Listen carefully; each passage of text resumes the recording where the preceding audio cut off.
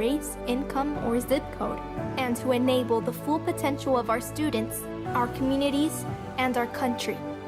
Explore a career that leaves a legacy you can be proud of. Shape the future. Teach. Learn more and receive free support at teach.org.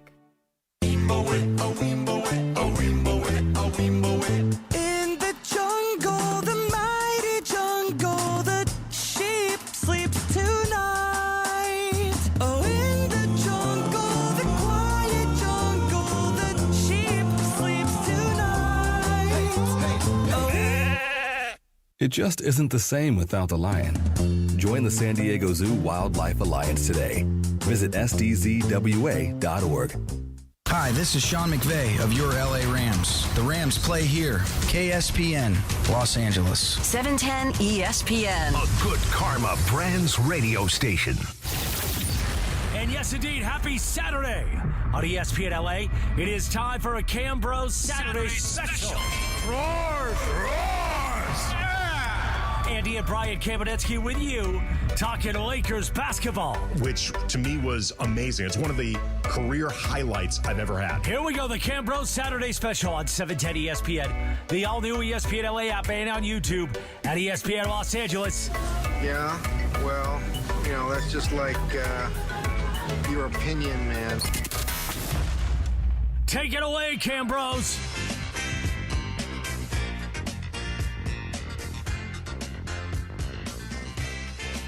Kamenetsky Brothers Saturday Special. Andy Kamenetsky, Brian Kamenetsky, and it is officially a big day in Lakers franchise history, in Los Angeles sports history, because Luka Doncic has signed his extension with the Los Angeles Lakers. He did a 7 a.m. workout this morning, and just like us. We actually were working out with Luka. I got there at 6:30, but, he slept in. Well, he's not the rise and grind guy you are. Nope. And then after the extension, Luka Doncic went into Rob Pelinka's office, presumably. Rob Pelinka W. And signed his extension. It is reportedly 3 years, $165 million, the max allowed for a 3-year deal. With the third year as a player option, it will allow him to re-enter free agency in the summer of 2028, in which case he is eligible after 10 years of service of signing a deal that could be in the ballpark of $400 million in total. About 80 mil a season. Yep. And Luka tweeted out. A lot of money, baby. A lot of money. Lot o' cash. Luka tweeted out, I just signed my extension with the Lakers. Excited to keep working to bring championships to L.A. and to make Laker Nation proud. Grateful to the Lakers, my teammates, and all the fans who've shown so much love since day one. This is just the beginning, then a Purple Heart and a Gold Heart. Follow that up, by the way, and this is actually pretty cool. Mm-hmm. He is donating $5 million to 77 athletes around the world, like young athletes around the world, helping them chase their NBA dreams. Quote, today I'm also committing $5 million to help 77 young athletes around the world chase their dreams, just like I did. Basketball gave me everything, and I am lucky to be able to give back and help the next generation. It's all part of what Brian feels like the lead up, or like the conclusion from the lead up of what has clearly been Luka Doncic week. Right. It's been a big week for Luka. It has. Like, I look at it this, first of all, so Luka's so dedicated to this reformation of his body and his new fitness routine. He had $164 million on a piece of paper and went and worked out first. I would sign it and then go work out. But, he makes him Luka and me. But, you start with the confirmation of, the skinny Luka we've been talking about. We've been seeing the pictures, looking for the abominable snowman, all these things all summer. And then you see, oh, wow, this is a thing. And you get details on what has been going on. And then you see his impact in terms of how he helped bring Marcus Smart and all of this stuff. And it leads to this tour that he's been on, landing here, heading out to Eurobasket. It's been a phenomenal beginning to the relationship between Luka and the Lakers. This summer could not have gone any better in the Lakers' mind for how this would get kicked off. 877-710-ESPN. Obviously, if you want to weigh in, like the idea of setting up what comes next for the Lakers. Like I remember during Luka's introductory press conference, I asked Rob Pelinka just what it means to, at least theoretically, because at the time it was a theoretical, the idea of having a generational superstar in the fold in his prime. What does that mean for just your job trying to build a roster and like map out a future? And Rob said in so many words, it means everything. And moving forward, obviously, there is still a hell of a lot of work to be done. There is now, in some ways, even more pressure on Rob Pelinka to maximize what you have now in not just Luka, but like in this version of Luka. And, oh, by the way, you may remember there's eventually going to be new people calling all the shots. And those people may not, we don't know, they may not be as sold on Rob as the top of basketball operations. Like, there is pressure now on Rob, but at the same time, there's clarity. And that clarity can help alleviate that pressure. Well, I mean, look, they'll tell you that the pressure's always there. It's the Lakers, It is always so, there. right, and so on. And they're certainly they're not lying. Obviously, it's the problem. The biggest problem with the Anthony Davis LeBron James pairing wasn't that those guys weren't good, because they obviously are. You're talking about two elite players in the NBA, but you have LeBron at age 40 now, 41, going into that season, 23 years in the league. You have Anthony Davis, who's on the other side of 30 and, has an injury history and all that stuff. It's like, what do you do? What's the next move? How do I build around those two guys without mortgaging the future? It's a really complex problem. Now it's not. It's not complex at all. It's Luka Doncic. It's still 26-year-old Luka Doncic going into, the prime of his career, with an obvious emphasis on taking care of himself, taking care of his body. Now you can map it out. I'm not going to sit here and say LeBron is gone after this season or that he's going to play 3 or 4 more years, but that contract has an end. They can decide as this season goes on what they're going to do with it. Austin Reeves, they have room now, to keep flexibility for the following summer, if that's what they want to do, and still bring back Austin Reeves. They have a map that works because you know who your star is. And it's not one of these stars that you have to kind of be like, well, can he be the best player on a championship level team? He went to the Western Conference Finals, went to the finals, and was a clear, unarguable top 5 player, top 3 player in those runs. And so they got that guy. Yeah, and it was dawning on me because we had an idea, let's just say, that this was coming today, hence we're here. Nobody just decided. I'm here. Nobody just decided, you know what? No. We're professionals. It's the first day. We were not leaving the studio until Luka signed his extension. Or we knew. We had a pretty good idea. But I was thinking about, all the different ramifications and implications of Luka committing at least part of his prime, but it feels like it's going to be all of his prime to the Lakers. This is the first time since Kobe that the Lakers have had a star in his prime that you have no doubt is capable of taking a team as the number 1 guy to the finals. With all sincere respect to Anthony Davis, who is a hell of a player, and you and I think, often took up for AD in the face of a lot of criticism. And we both talked about how the last couple years LeBron and him were together, AD was the better player. And obviously they won a championship with Anthony Davis, but there were still questions about whether or not a team built around Anthony Davis as the focal point, whether as LeBron continues to age or post LeBron, whether AD could be the guy who takes a team that far. Fair or not, those questions were pretty prevalent and pretty loud.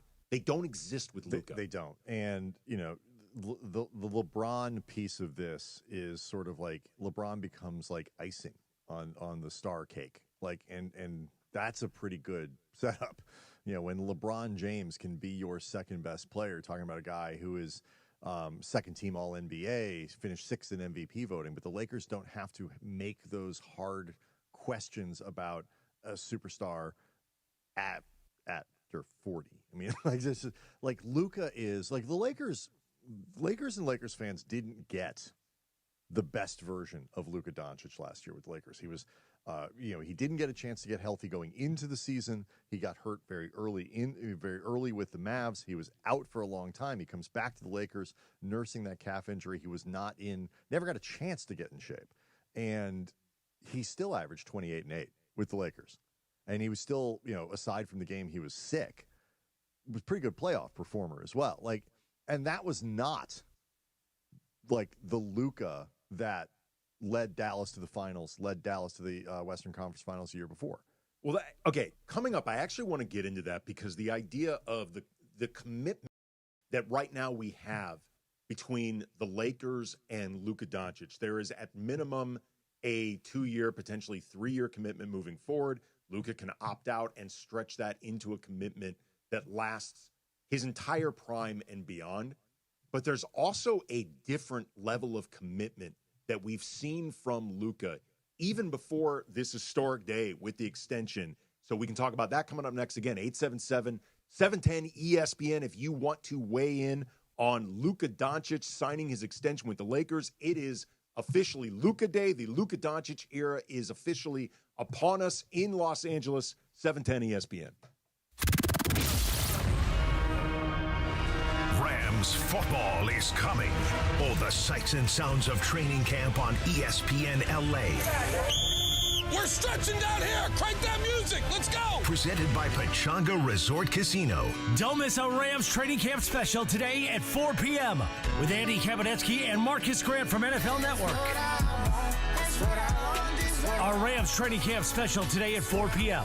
with Andy and Marcus on your home of Rams football. Individuals and businesses with tax problems, listen carefully. Do you feel like you're losing control of your finances? If you owe over $10,000 in back taxes or have unfiled tax returns, we can help you take back control. The IRS is the largest and most aggressive collection agency in the world, and they can seize your bank accounts, garnish your paycheck, close your business, and file criminal charges. Take control of your tax problem now by calling the experts at U.S. Tax Shield and take advantage of the Fresh Start program and new laws that may allow us to negotiate a settlement for the lowest amount possible. Our team of tax attorneys and enrolled agents can stop collections and get you protected so you can take control of your financial future. U.S. Tax Shield offers a price protection guaranteed quote to get you protected today. U.S. Tax Shield is A+ rated with the Better Business Bureau, so call now. 800-687-5192. That's 800-687-5192. U.S. Tax Shield. 800-687-5192.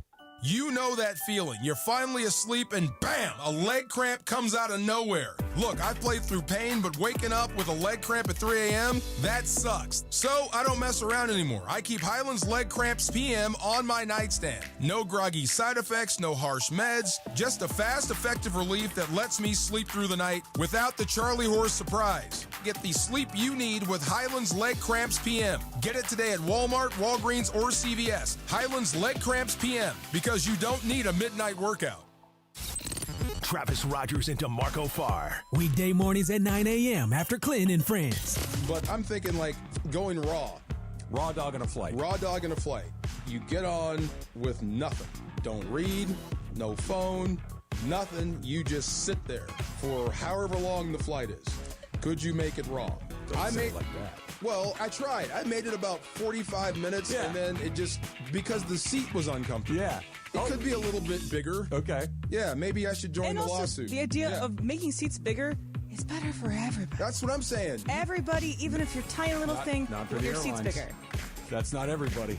Any customer, Yes. 4 seats. fine. So anybody who's like sitting next to somebody who's a little big for a seat and they're complaining about the person being too big, yes, bigger seats is better for Can't you just delete just a few seats and just make it a little bit wider for everyone? Travis and DeMarco back Monday at 9 a.m.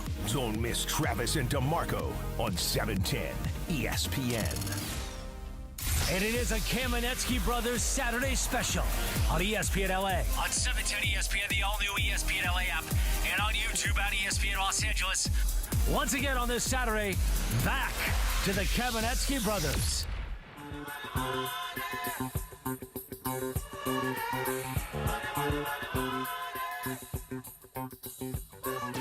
Luka Doncic just got all the money he was eligible for from the Lakers. He has officially signed an extension.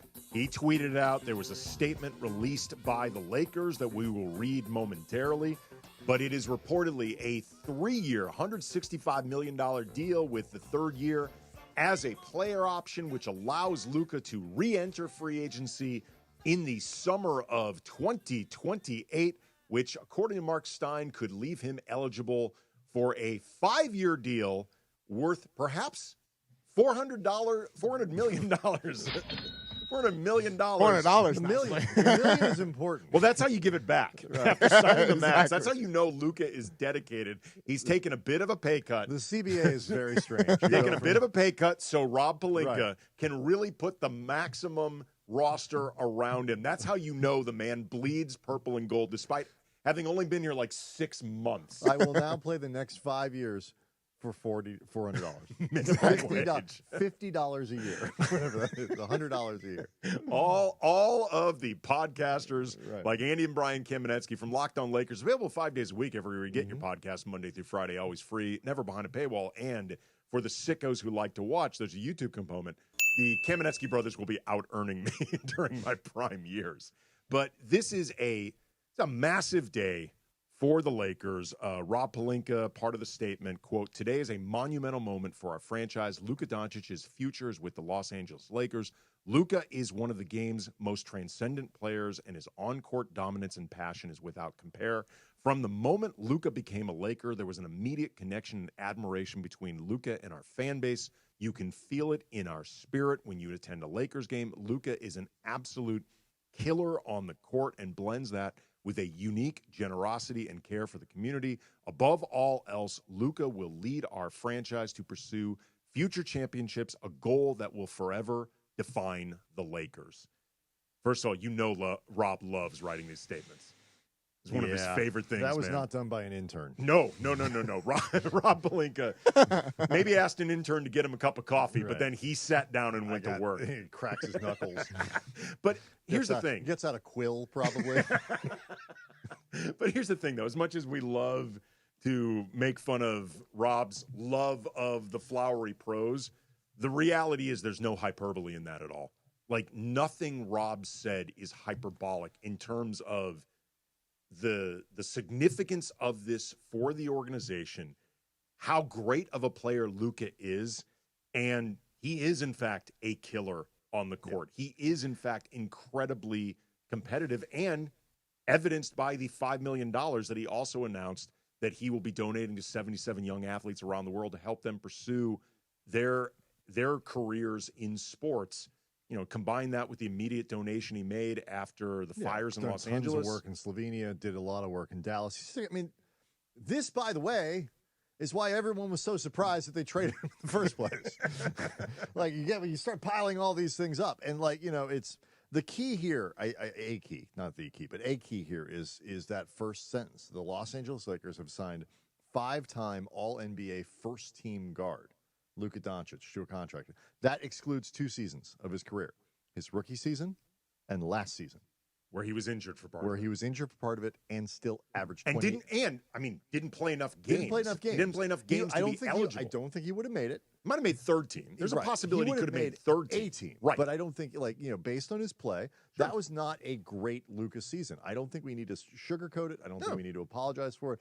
It was still 28-8-8 with the Lakers. He would tell you himself, though, that wasn't a great season, though. And it's like, that's what we're talking about here, is a guy who in the off year put up 28-8-8, and you can go, it's just not quite right. Like, all the people, because I know Andy already mentioned the Locked On Lakers podcast, this segment. We got a lot of people who moved from, watching Luka. They were Luka fans, like, following Luka from his previous home in Dallas to our show, and we would get in the comments like, "Yeah, guys, this ain't it. Like, it's still like we haven't seen Luka yet." And what we obviously won't know until the fall, but the guy who is on the cover of Men's Health, the guy who seems to have made real substantive changes to how he's taking care of his body, how he's controlling injury, building functional strength, all these other things. Not to say he didn't take it seriously before, but this is a different deal. And that guy is poised to once again be one of the 2 or 3 best players in the NBA. But I think also, too, when you mentioned that it wasn't, that version of Luka wasn't the best version of Luka, and that Luka would admit this. We know Luka would admit it, I think in part because he would just say it. He did. But also, what he did this summer, I think, was a recognition of, not only I need to do better, I need to put myself in a position to be able to consistently do better, to be able to be consistently more available. Like, yes, there is the reaction to the Whisper campaign from Dallas on the way out, messaging that old Tubby was too unreliable. We can't give him that type of money for his prime. First of all, I'm not giving up my nickname. Old Tubby. He can't have it. Well, he doesn't want it, apparently. It's fine, but he can't have it. Luka does not want that nickname because he dedicated himself this offseason to a level of conditioning and fitness, and he has transformed himself to a version that, it's not hyperbole to say, kind of unrecognizable. Like, my wife and daughter, I showed them the photo of Men's Health, and it took them a second to be, wait, that's Luka? And they both know Luka. The little baby face and all that kind of stuff.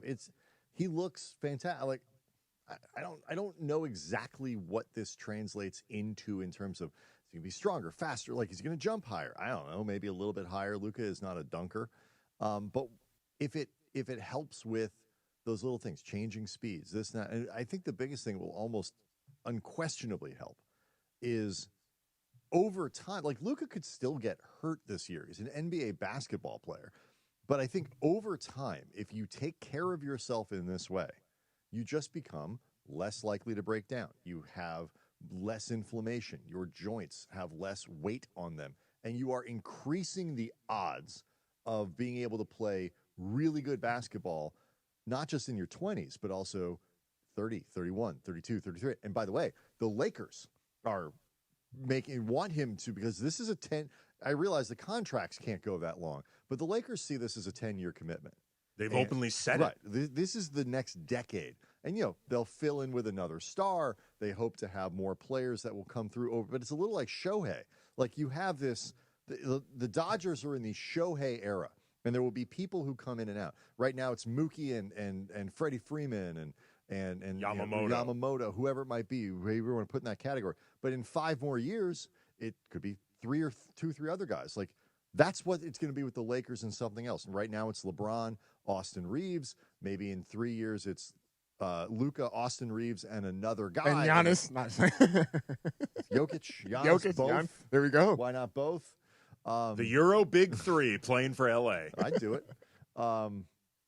Like, that's what this is. And this is what the Lakers hope to get with with Luka Doncic over this, after this trade for 10 years. And there's also just a dedication from Luka to maximizing it. Like, just, it's very clear whether because he recognized the importance of it, whether it's driven by spite, some combination of it, humiliation from the way he was hearing people.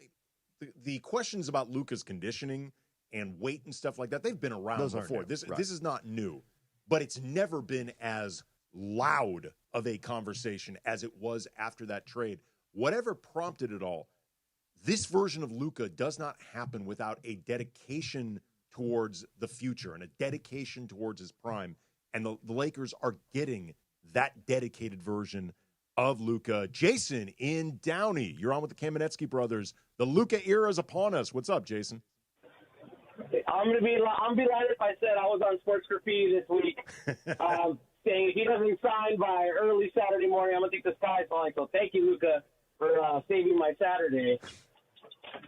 But guys, we are officially in the Luka Doncic era. This is officially his team. And one thing I got to talk about is that quote he put today saying, "I've been to the finals. I want to go back." And I love that he's already talking finals and championships. So I'm hoping now that he puts the pressure on Rob if there's a player out there that he thinks can get him over the hump, if they're trying to save cap space, maybe he's telling them, hey, let's give up those picks, let's give up those assets to try and go and win now. Appreciate the call there, Jason. What I think is interesting about that is, first of all, the Lakers only have one pick at the moment that they can give up. Like there's only so that much. will go up by, I think, 2 in the next. In 2026, weeks, right. Well, the 2026 offseason, I think in particular, is when they really start being able to access all of this stuff, because you put yourself in a place where you can make trades involving the draft, stuff like that, and that's how you can get around pieces of the Stepien rule and things like that. The question of Luka applying pressure on the Lakers, wanting to win championships, being able to ratchet up that pressure on Rob Pelinka, I think is true. It's definitely true. That is the thing that all superstars are able to do with their franchise. But coming up, I want to talk about what we've seen so far from Luka that I think could be a different way of going about doing this and might be potentially just as effective. So that's coming up next. 877-710-ESPN if you want to weigh in on, again, the Luka Doncic era is officially upon us. The Lakers and Luka are going to be working together for several years in the foreseeable future, and it is awesome, awesome news for LA and the Lakers. 710 ESPN. Congratulations to Mason and Ireland, re-signing with ESPN LA for years to come. After a grueling negotiation, you and I will continue here at 710 ESPN. The Hall of Famer staying on LA's mega sports station with a new multi-year agreement. The biggest show on the radio. Weekdays noon to 3 p.m. The only home for Mason and Ireland. 710 ESPN. The all-new ESPN LA app. And always on YouTube at ESPN Los Angeles. Individuals and businesses with tax problems, listen carefully. Do you feel like you're losing control of your finances? If you owe over $10,000 in back taxes or have unfiled tax returns, we can help you take back control. The IRS is the largest and most aggressive collection agency in the world, and they can seize your bank accounts, garnish your paycheck, close your business, and file criminal charges. Take control of your tax problem now by calling the experts at U.S. Tax Shield and take advantage of the Fresh Start program and new laws that may allow us to negotiate a settlement for the lowest amount possible. Our team of tax attorneys and enrolled agents can stop collections and get you protected so you can take control of your financial future. U.S. Tax Shield offers a price protection guaranteed quote to get you protected today. U.S. Tax Shield is A+ rated with the Better Business Bureau, so call now. 800-687-5192. That's 800-687-5192. U.S. Tax Shield. 800-687-5192. If your AC breaks down, call NextGen, the official AC plumbing and electrical company of SoCal sports fans. For a limited time, receive a free no-ozone air purifier with any new system installation. Call 833-3-NEXTGEN or visit nextgenairandplumbing.com. CSLB number 1011173. Adopt US Kids presents What to Expect When You're Expecting. A teenager. Learning the lingo. Today I'm going to help parents translate teen slang. Now, when a teen says something is on fleek, it's exactly like saying, that's rad. It simply means that something is awesome or cool. Another one is totes. It's exactly like saying totally, just shorter. As in, I totes love going to the mall with Becca. Another word you might hear is jelly. Jelly is a shorter, better way to say jealous. As in, Chloe, I am like so jelly of your unicorn phone case. You don't have to speak teen to be a perfect parent. Thousands of teens in foster care will think you're, rad, just the same. To learn more, visit adoptuskids.org. A public service announcement brought to you by the U.S. Department of Health and Human Services, Adopt U.S. Kids, and the Ad Council. Every second counts in a poison emergency. That's why Poison Help is standing by 24/7 to provide free assistance in over 100 languages. Save Poison Help as a contact in your phone today. Poison Help. 1-800-222-1222. And it is Andy and Brian Kamenetsky with you on a Saturday on ESPN LA. Once again, back to Andy and Brian on 710 ESPN, the all-new ESPN LA app, and on YouTube at ESPN Los Angeles. It's a Kamenetsky Brothers Saturday special, Jack. Thinking of a master plan. 'cause ain't nothing but sweat inside my hands. So I dig into my Kamenetsky Brothers, Luka Doncic special. Luka Doncic is officially a Laker with an extension, reportedly 3 years, the third year being a player option, $165 million. There is going to be a press conference today at the Lakers facility in El Segundo, 11:30, with Luka Doncic and Rob Pelinka. We will be carrying pieces of that press conference, yes? That's right. That is correct. And hopefully, we will get to talk to some of the principals involved with this press conference. But it is official. We know this from reports, but most importantly, we know this from the Lakers and Luka. This extension is a done deal. He was there in the morning. He did a workout. Then he signed it. This is important. The first day he was eligible to do this, which the funny thing about this, and I saw that somebody point this out in the chat for this show that we're doing right now. The signing was about, this is from Rolo in Arizona. The signing was about the money, and that was set. The timing was about the fans, and that is 100% true. Like the idea of he can do this whenever he wants because he knows the money is coming. Sure. Doing this the minute he is eligible, yes, there could be an idea of let's get this out of the way, then I can handle all the other stuff I've got coming up, including Eurobasket, workouts, going back to Slovenia, yada, yada, yada. But it's not the same. It doesn't hit the same if he does this thing tomorrow, which is essentially functionally the same thing as doing it today. Doing it today is about getting the fans hyped, and that shows how excited he is to just build up the Luka Doncic era with the Lakers. I think that's part of it. I think he understands the messaging. I think that, like you say, there's like the first day, and then there's like training camp, and like the longer you wait, the more speculation there is. But like you're right, Saturday versus Sunday, Sunday versus Monday, Monday versus Tuesday, it doesn't make any real difference. But what this does is it also, like the messaging and the signaling and what this means in terms of how this story is going to be covered. To do all this stuff on the first day at 9 a.m. on the first day after a workout where I guess the Lakers were impressed. Said, okay, he's good. We'll do it. He understands the optics of this and why the optics matter. And it excites the franchise. It excites the fan base. It sends a signal to other players.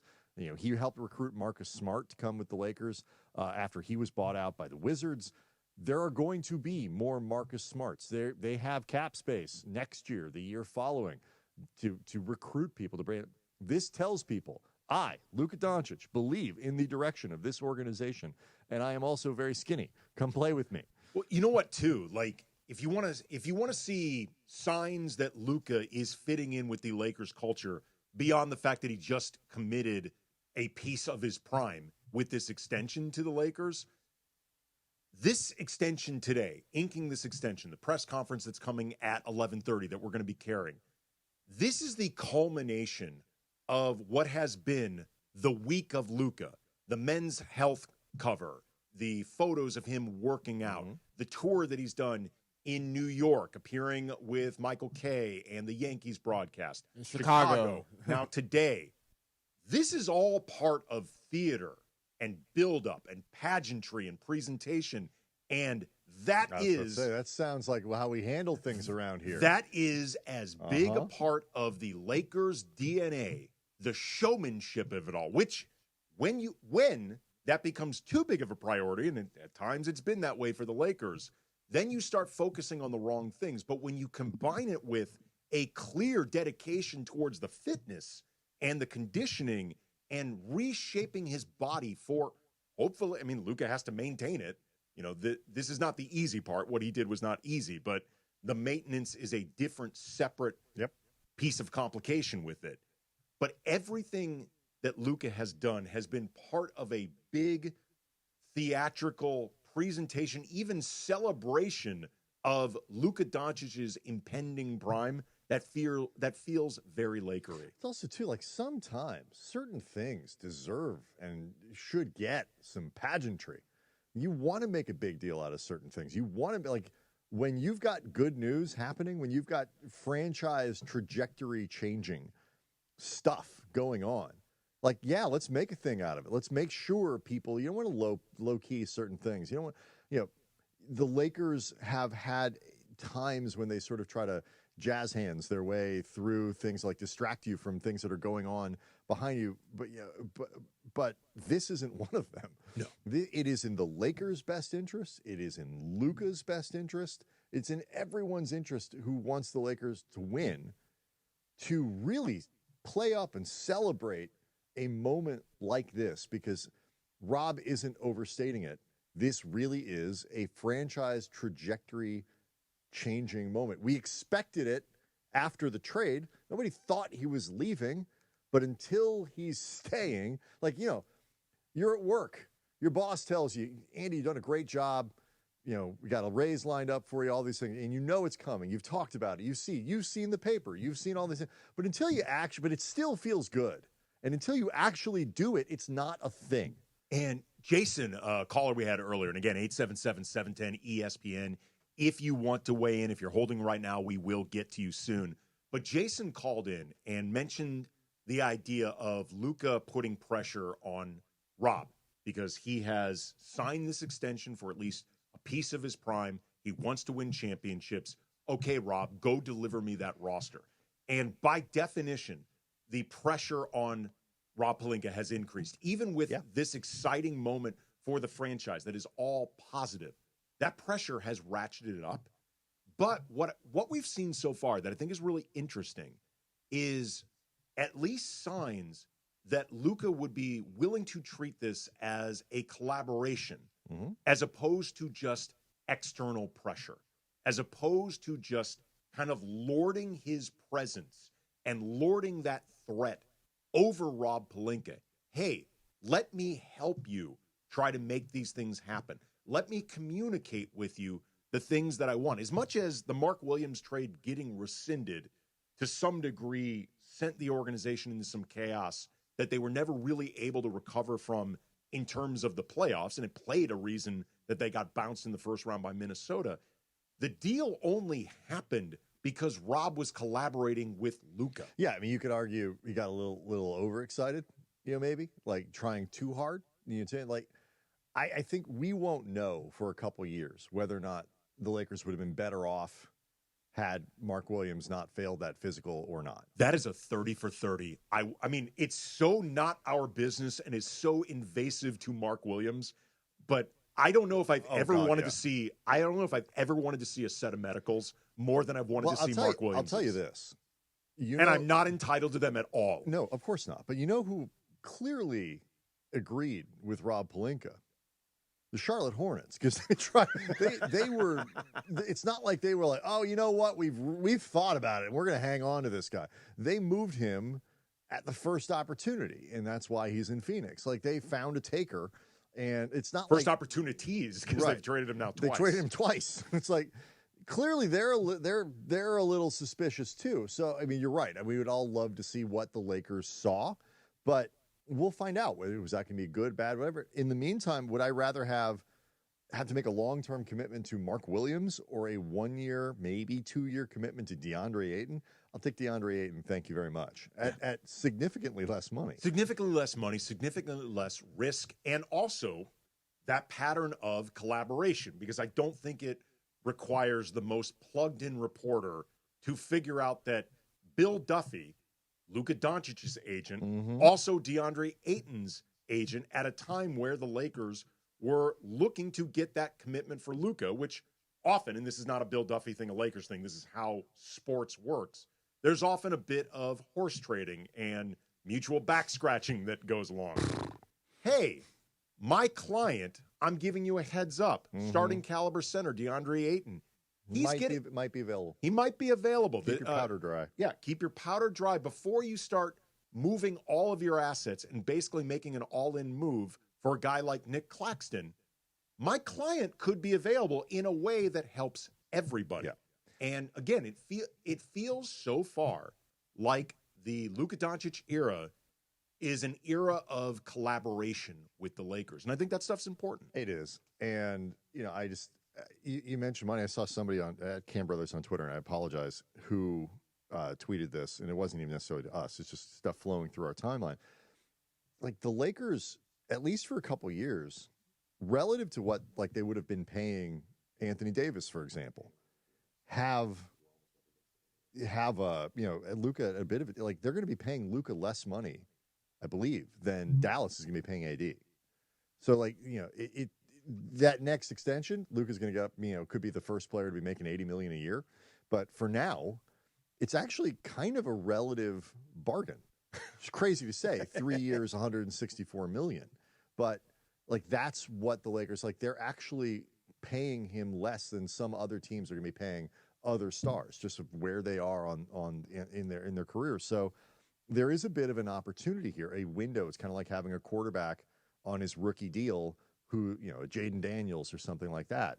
The Lakers can take advantage of certain things over the next couple of seasons. So like this isn't just a future deal. There is a window for them to do things over the next couple of seasons. And this season even, they're set up better than I think a lot of people would have expected going into the year. From Ramona Shelburne, ESPN, this is on Twitter, I cannot overstate how important it was for Luka Doncic to extend with the Lakers today. They had no financial advantage over other teams after the trade, which meant they had to sell him on the franchise in the 6 months since acquiring him. There's been a whirlwind courtship between Jeannie Buss, Rob Pelinka, J.J. Redick, and the current minority partner, future majority owner, Mark Walter, with Doncic and his team. And again, the evidence so far is that relationship between Team Lakers, broadly speaking, and Team Luka, broadly speaking, seems not just solid. It seems like they are excited to genuinely work together. And look, it's early. Early on, the relationship between Team Lakers and Team LeBron/Clutch was super exciting. And there have been times where it's been very clearly up and down. I think it's safe to say we may be in one of the more relatively down periods. And that comes from being when your stars' priorities and needs don't necessarily align with what you can do as a franchise. And like, some of the box or the hole, whatever, you want to use to describe where the Lakers have been, came from them making a big all-in swing with the Westbrook deal. And that they've been trying to undo the effects of that. That was for LeBron, but you just naturally reach a place where when your star is aging, as LeBron is, as good as he is, it's just like you don't know when the end is coming. You can't plan.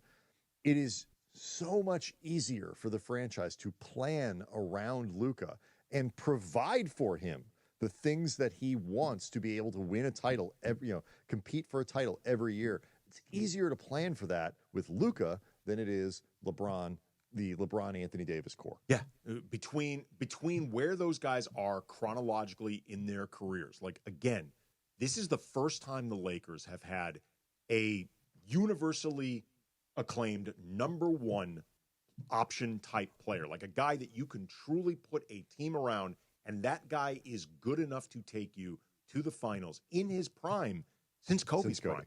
And look at all of the runway that the Lakers had during Kobe's prime. Like they had the runway that was in part with Shaq, and then they had the runway that became with Pau Gasol and Andrew Bynum, Lamar Odom. And look, there was a bit of a rocky period there between Team Lakers and Team Kobe, which, by the way, then was Team Kobe, Team Pelinka. So all these things become full circle. But in the end, just having a player of Luka's talent at Luka's age with some impending flexibility moving forward, there's just so many possibilities now for the Lakers. And I think they bought themselves a little bit of time with, whether they got lucky. I think they got lucky to some degree that this summer became, because of the new CBA and all the way teams are adjusting, there were players who became available in ways that we haven't seen. We've seen guys get bought out before, but usually not with 2 or 3 years left in their contract, or a year and a half or 2, or they're really big numbers. The summer of wave and stretch. That was insane. That was a weird year. No, I'm talking about now. Yeah, I'm saying, but like a couple years ago, there was like, and we had something equivalent to like weird free agent signings when the cap, the unsmoothed cap, went up like $1 billion. Now you end up with Alan Crabb on like deals worth $75 million. Right. Kevin Durant ends up on the Warriors. Like weird things happen because of this. But this wave and stretch offseason, DeAndre Ayton getting released, Washington deciding to go ahead and just let go Marcus Smart, and all the teams being unwilling to trade for these guys, opened up opportunities for the Lakers to fill up their roster with needed players. Flawed players, maybe, but not at the price that they're paying, without having to actually give up anything in their rotation. And so that bought Rob a little bit of time, I think, because now this year's team is better than the one that finished last year, significantly, I think. And so you don't have to worry, what about this year? How are we going to do it? Like, they're going to be pretty good this year. 877-710-ESPN. If you want to weigh in, if you are holding, we are going to get to you next. It is a Luka Doncic signs his extension with the Lakers. Saturday special with the Kamenetsky brothers. Again, press conference coming up at 11:30 live from the Lakers headquarters. We're going to be carrying it. 710 ESPN. Rams football is coming. All the sights and sounds of training camp on ESPN LA. We're stretching down here. Crank that music. Let's go. Presented by Pechanga Resort Casino. Don't miss a Rams training camp special today at 4 p.m. with Andy Kamenetsky and Marcus Grant from NFL Network. Our Rams training camp special today at 4 p.m. with Andy and Marcus on your home of Rams football. Hey guys, it's Sedano. If you're ready to upgrade your driving experience, you gotta go and check out what's happening at Cadillac and their incredible new lineup of state-of-the-art EVs, sedans, and SUVs. And hey, look, there's no better place to experience the luxury of Cadillac than at Cadillac of Beverly Hills. Check out Cadillac of Beverly Hills and their beautiful showroom at 8767 Wilshire Boulevard in Beverly Hills. And check them out on the web at CadillacBeverlyHills.com. Back when I played, leg cramps were no joke. Fourth quarter, overtime, practice, even when I got home, they would hit out of nowhere. Had I known about Highland's leg cramps back in the day, I would have had a locker full of the stuff. Now I'm retired, I still get these cramps on my morning walks, hanging out with my daughter, but now I've got something that actually works. Highland's leg cramps. The tablets dissolve quickly under the tongue and don't upset my stomach. Cramps hit athletes, weekend warriors, couch coaches, all of us. Grab Highland's leg cramps and get it today at Walmart, Walgreens, or CVS. Ignite your afternoons at Waba Grill's $5 happy hour with our 5-piece pork veggie dumplings and a value-sized premium one beverage drink, like our tangy passion fruit lemonade. Enjoy $5 happy hour weekdays after 3 p.m. Only at Waba Grill. Pack your summer with awe and awesome at SeaWorld San Diego. Get real close to over 9,000 animals. Be wowed at the all-new Jewels of the Sea, the Jellyfish Experience. Now open. Race at unreal speed across over 16,000 feet of coaster track. Be amazed at the reimagined Journey to Atlantis. Coming soon. Make summer spectacular with high thrill shows, concerts, and fireworks. Now through September 1st at SeaWorld. Save up to 70% on tickets during our end of summer sale. Hurry, offer ends soon. Taxes, fees, blackout dates, and other restrictions may apply. USC football is more than a game. It's tradition, pride, and unforgettable Saturdays in the Coliseum. Be there for every kickoff, every touchdown, and every unforgettable moment this season. Secure your football season tickets today and lock in the best seats, exclusive fan benefits, and memories that last a lifetime. Don't miss out. We need you in the stands. Visit USCTrojans.com or call 213-740-GO-SC. Stand Up to Cancer's vehicle donation program makes it easy to turn your unwanted vehicle into funding to support innovative cancer research. This research leads to new treatments for patients right now. Donate your car today. Visit standuptocancer.org/cars to learn more. And it is a Kamenetsky Brothers Saturday special on ESPN LA, on 710 ESPN, the all-new ESPN LA app, and on YouTube at ESPN Los Angeles. Once again on this Saturday, back to the Kamenetsky Brothers. Brakes on the car, brakes to make you a superstar, brakes to win and brakes The Luka Doncic era is officially upon us, Lakers fans. Luka Doncic has signed an extension with the Lakers. 3 years, $165 million. The third year is a player option, and that would, if Luka opted out, allow him to re-enter free agency, according to Mark Stein, in the summer of 2028, where he could sign a 5-year deal with the Lakers, perhaps worth in excess of $400 million. Hell yeah. Hell yeah. That's Luka's quote on the situation. Hell yeah. Hell yeah. And either way, it sets up Luka Doncic to be potentially with the Lakers for the entirety of his prime and beyond. It is incredibly exciting. There's going to be a press conference at 11:30 from the facility in El Segundo. We're going to be carrying that, hopefully talking with some of the principals afterwards. Luka Doncic is going to be there. Rob Pelinka is going to be there. 877-710-ESPN. Take your calls. Harold in North Hollywood. You're on with the Kamenetsky brothers. What's up, Harold? Hey, I'm glad to hear you guys on Saturday. So are we. Anyway, I got a question for you. Are you there? Yeah. Oh, I'm sorry. We're on pins and needles, Harold. Look. Yeah, I'm sorry. Thanks, fellas. If the Lakers couldn't get a better roster when LeBron James who is still here, they were very mediocre. How are they going to get a better roster for Doncic? They have no assets to give away. Try to explain that to me. Okay. Well, I mean, appreciate the call there, Harold. They did manage to win a title with LeBron, so they built a roster that was good enough to do it. With LeBron and AD once, and they did go to a conference finals with LeBron and AD.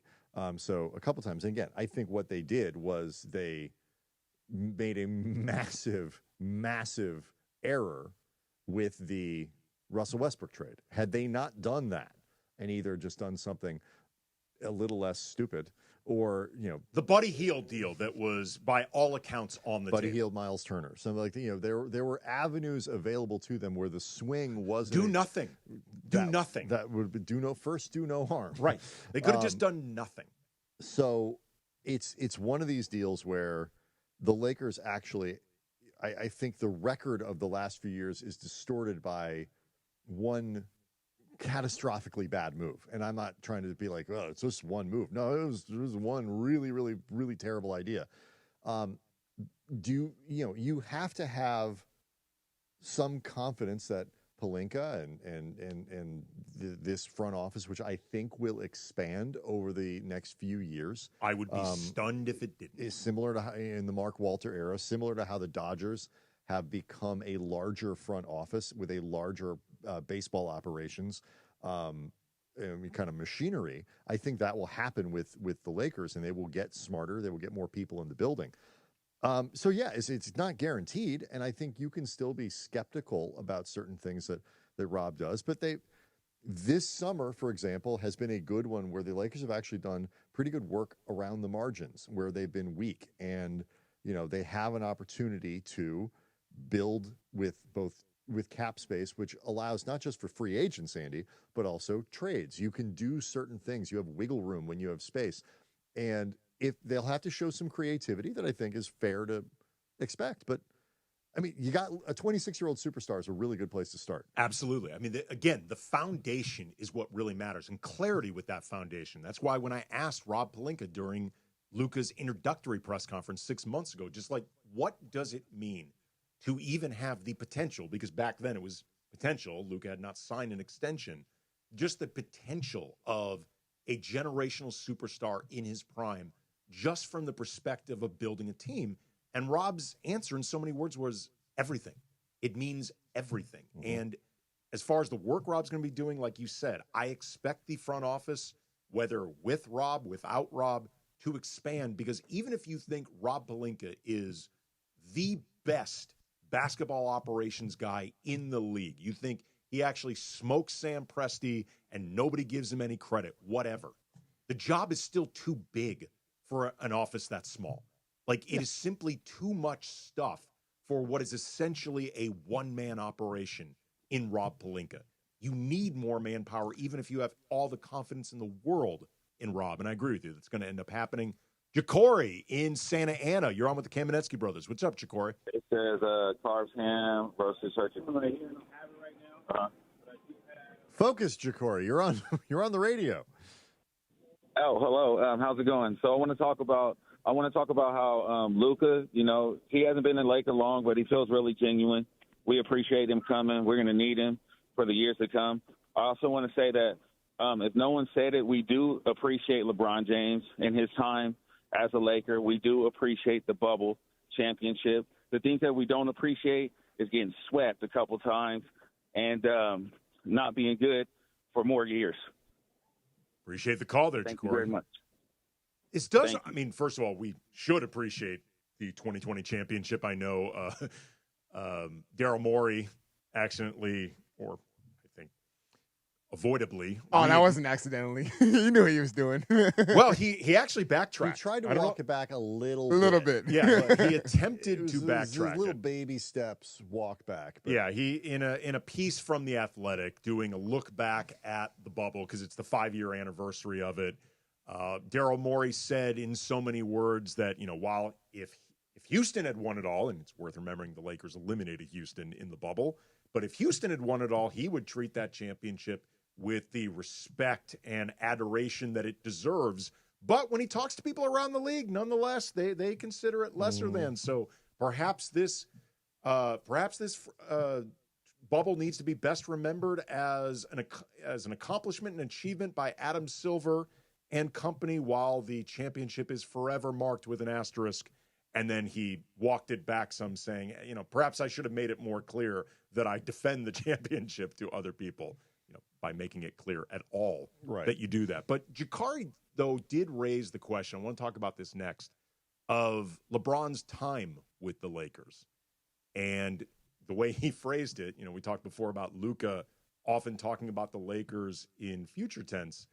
There's been a lot of talk about the Lakers and LeBron that feels like past tense. Mm-hmm. And I think that's going to be magnified more in what is now the Luka Doncic era officially upon us.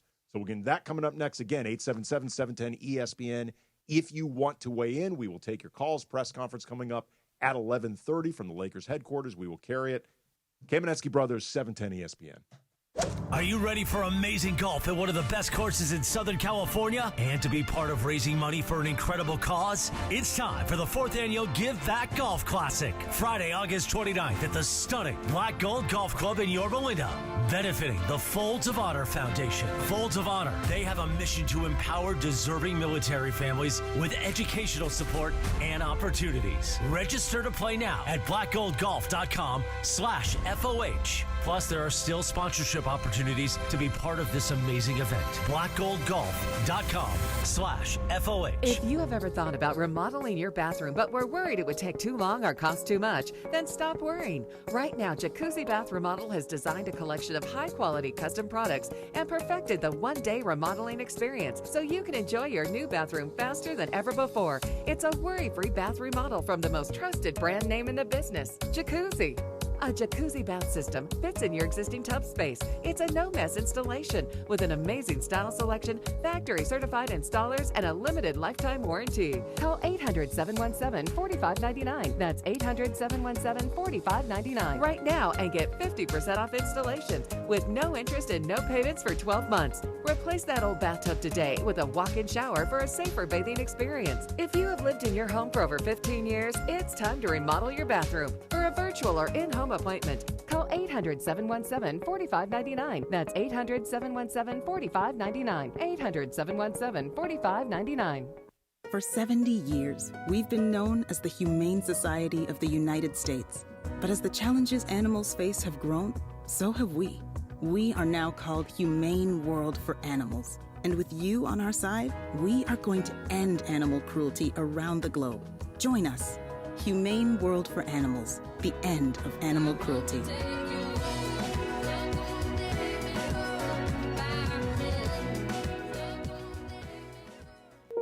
Transitioning out of the military, it's difficult. Just about everything around you changes. I would get phone calls that brothers were dying, some of them to suicide. And I'd found myself in another cold cemetery. and I started to wonder if I was next. It's a struggle to know that you're facing challenges, but not be ready to face them. Sleep doesn't come easy, and when it comes, it doesn't last long. You're tired all the time. I didn't reach out for that help, but thank God my wife did. She got me registered for Wounded Warrior Project. Talking to somebody that would listen to me and understood my story helped me realize that it was time to change. There's a new fight, there's a new mission, and that's something I'm eternally grateful for. See how we help warriors combat stigma at woundedwarriorproject.org/combat stigma. 710 ESPN, your home for the 17-time world champion Lakers. KSPN Los Angeles, a Good Karma Brands radio station. And yes, indeed, happy Saturday on ESPN LA. It is time for a Cam Bros Saturday special. Roars! Andy and Brian Kamenetsky with you, talking Lakers basketball. Which, to me, was amazing. It's one of the career highlights I've ever had. Here we go, the Cam Bros Saturday special on 710 ESPN, the all-new ESPN LA app, and on YouTube at ESPN Los Angeles. Yeah, well, that's just like your opinion, man. Take it away, Cam Bros.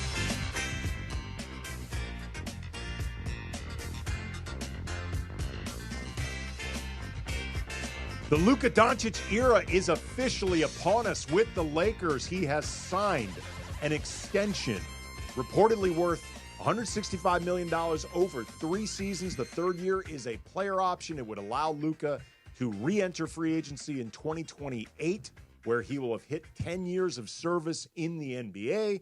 He can then sign a 5-year deal that could be worth over $400 million. About $72 gajillion. Yeah. Approximately. It is a great day. Hell yeah. It is a great day for the Lakers. It is a great day for Laker fans. It's a great day for Los Angeles. It's a great day for Luka Doncic. But we did get a caller in the first hour asking about what it means for LeBron and the LeBron era with the Lakers. I've seen a lot of that in the chat for this show that we're doing right now, the YouTube chat, people bringing up LeBron's time has passed. You should get LeBron out of here. LeBron, where's the celebratory tweet from LeBron about Luka Doncic signing his extension? He celebrated Kobe Altman getting an extension with the Cavaliers. Where's the excitement over Luka? And it, I guess, raises the question of what does this mean for LeBron and the Lakers moving forward? I don't want to like undercut the premise because what does this? This means nothing because everybody knew it was happening. Like LeBron isn't surprised by this.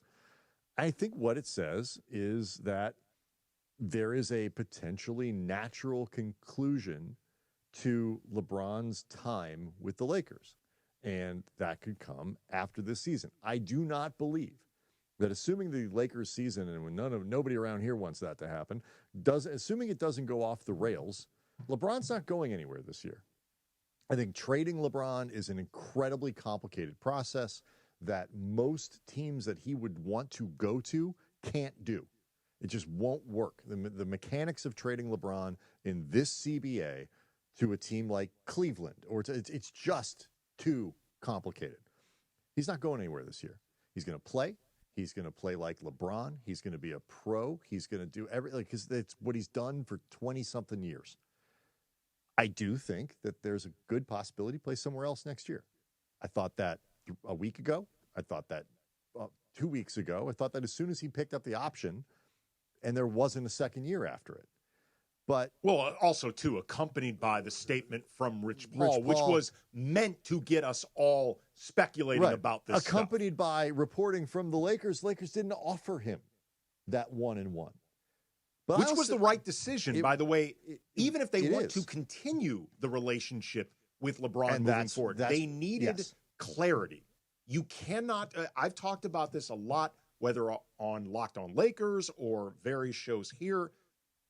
From Rob Pelinka's perspective, trying to map out the future, like 2 years down the road, 3 years down the road, 5 years down the road, You cannot do that with $50-ish million not definitively earmarked, Right, where accounted for. It's just in perpetuity. We might be paying LeBron next season. We might not be. Yes. We're not going to know about it until the next player option opt-in date, and we will just do this again and again and again, where it's just 1+1s in perpetuity, which I think it's very clear LeBron would prefer that. I think so. And but it doesn't work for the Lakers. Right. And there are some advantages to LeBron if LeBron does want genuine flexibility after the season to not having that option year, because it allows teams to plan for the idea that LeBron could be available. I think it's just as easy for them to plan for it, because LeBron and Team LeBron will be messaging behind the scenes. But it's my last year. Circumstances can change, so there's just all kinds of stuff that, like, now it's a very clear thing. But LeBron, it's also worth pointing out a couple things. First, LeBron has held up his end of the bargain. He got hurt a couple times. There are very few stars in this league who have not. In terms of performance in the league, LeBron has held up his end of the bargain every year he's been with the Lakers.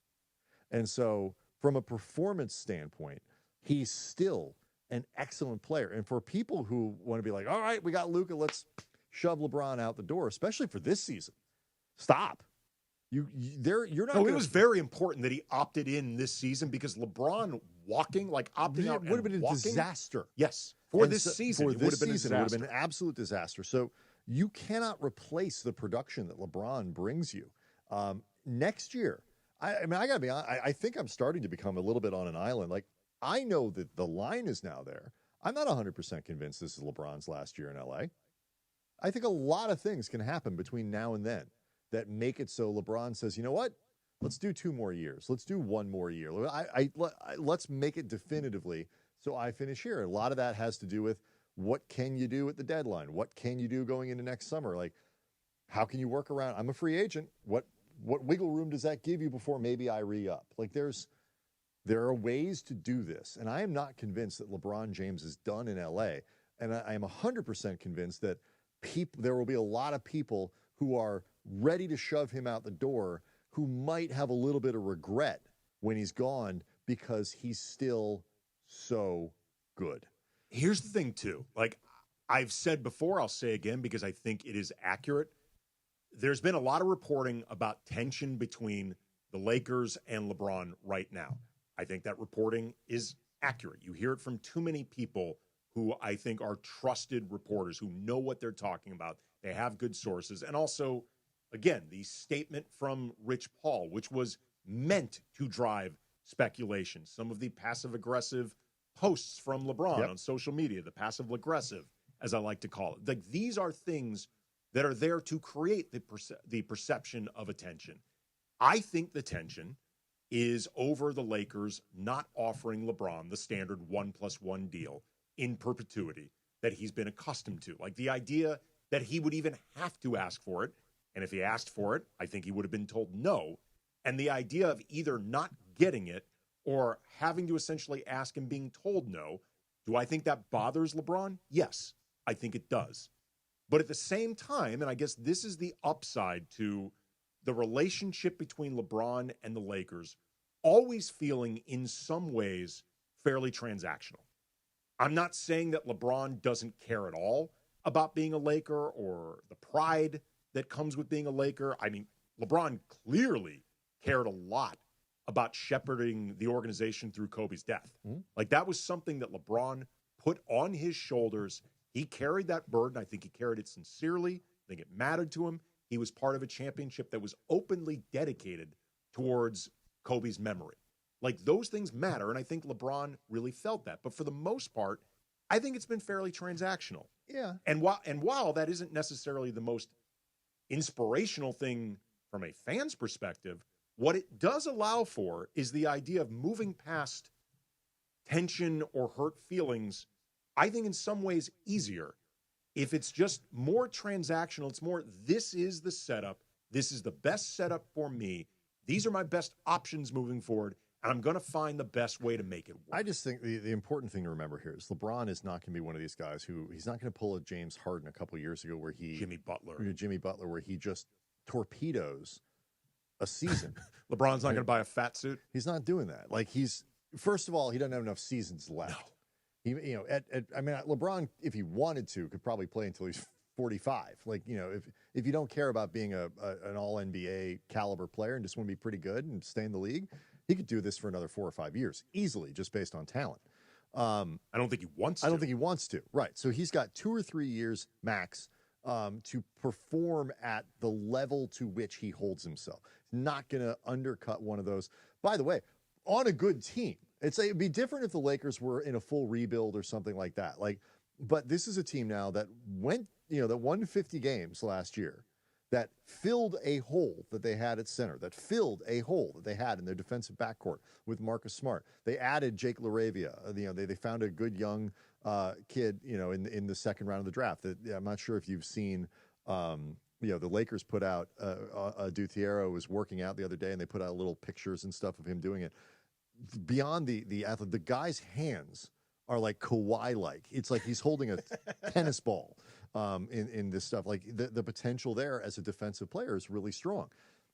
Like this is as good as he's going to get for this year. This team is going to be very competitive. I would not pick them to win a title this year, but I don't think there's anything the Lakers could do to get themselves on the level of Oklahoma City this summer. So LeBron's not going to scuttle a year just on principle because he doesn't have enough of them left. And then beyond that, he's never been that guy. LeBron has, he tried to wear the black hat once in Miami. It did not fit him. It didn't work very well. Like he's a pro, and he's going to come in, and he's going to play, and they're going to win a lot of games, and it's going to be fine, and they'll deal with next year. For all of the external pressure that LeBron constantly applies, not just to the Lakers, but every team he's ever been a part of. He did it twice with Cleveland. He did it once with Miami. He's done it plenty of times with the Lakers. He has never been shy about lording pressure over organizations. And by the way, he's not the only star that ever does this. They all do it. It's just different when LeBron does it because... Why do you think Milwaukee went bananas this offseason to figure out a way to essentially pay Miles Turner like $55 million a year and let Damian Lillard... Because... Even if Giannis isn't like vocal about it, like, you want me to stick around? Like, you got to show me something. But there's always been a line, like you talked about, that Jimmy Butler has crossed, that James Harden has crossed, that, hell, when Kobe demanded a trade, there had been a lot of reports that Kobe was going to cross that line. Mm-hmm. And, Rick Bucher famously reported that Kobe was never going to wear a Laker uniform again. There have been reports that he wasn't going to show up for media day and training camp. Like I still remember you and I were at that media day, and there were the big question of the day was, is Kobe going to be here? And I remember as the players started trickling out, I see Kwame Brown. And I just start talking with Kwame. Hey, how's your summer been? All that stuff. He actually asked me, hey, do you know if Kobe's going to be here? I'm like, dude, you're on the team. If you don't know, how the hell am I supposed to know? The point being, Kwame, well, obviously not Kobe's closest teammate. Kwame was on the team, right? And he was not. You were just in the locker room, my man. He was not 100% sure that Kobe was going to be there, and Kobe did end up showing up to that media day, and he did end up playing for the Lakers. And that first game at home, Kobe was booed in his introduction, and then by the fourth quarter, he was being cheered. He was getting MVP chance because, of course, he did. But even Kobe, there was a line that he would not cross, and Kobe was as strong-willed an athlete as sports has ever seen. I think there is LeBron's the same way. He's not going to cross that line. There's a desire to. It's the Lakers. I get it. It's create drama where it doesn't need to exist, and there's sort of ancillary cosmetic drama, and then there's real drama. And there's going to be plenty of the cosmetic drama and all that. And they're trying to drum it up around Luka's extension. Is he going to do it? Is he really happy in LA? Didn't want to go there and all that kind of stuff. And, LeBron's timeline is clearly different than the Lakers. But in terms of real drama, like, oh, geez, this season is kind of on the rails here. Like, I don't know what we're going to do. Like, I am not even slightly worried about that. And I am incredibly excited at the prospect of a training camp where Luka Doncic, who is offensively, I think, the closest approximation 2 prime LeBron James as LeBron. Those guys get a training camp together where both of them are going to come into the season rested and healthy. Luka is going to come into the season comfortable, knowing his role on the team, knowing how this is going. J.J. Redick gets an offseason to plan how to maximize both of those guys. And 2 of the smartest ball movers and floor generals, floor seers that the NBA has seen in the last 35 years are going to be playing together for the Lakers with another guy like Austin Reeves around them, a defensive player like Marcus Smart. We are going to see a much cooler version of the Luka LeBron pairing. I'm excited about, I don't care about next year right now. I'm excited about the basketball this year. Luka Doncic, in the shape he's in, is going to be playing with LeBron, a supporting LeBron. Okay. LeBron didn't even need to do the heavy lifting. Think about what that looks like for a second. The heaviest lifting. There's some heavy lifting LeBron has to do, but not the heaviest. heaviest. And then coming up, though, again, 877-710-ESPN if you want to weigh in.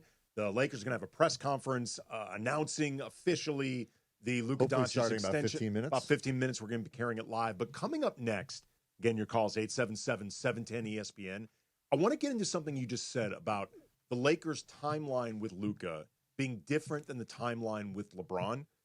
That is undeniably true, but not necessarily as different as you might think. And that's a good thing for the Lakers. Get into that coming up next, 710 ESPN.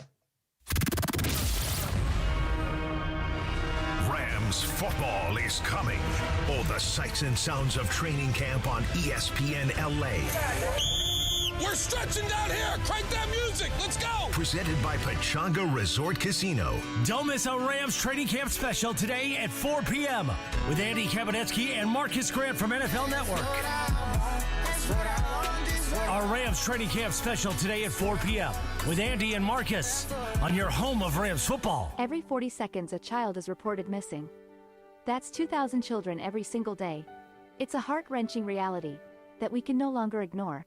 Find the Children is a non-profit organization dedicated to helping find missing kids. You can be a part of their mission by donating your unwanted vehicle, running or not. Call 1-800-294-0222. We guarantee that you will receive the maximum tax deduction. We provide fast, free pickup with 24-hour response. Call 1-800-294-0222. Find the Children provides crucial resources to help find missing children and educational materials to teach kids how to recognize and avoid predators. Our recovery programs have a proven track record of reuniting kids with their families. It's time to act. Donate your unwanted or unused car. Help us build a world where every child is safe. Pick up the phone and call 1-800-294-0222.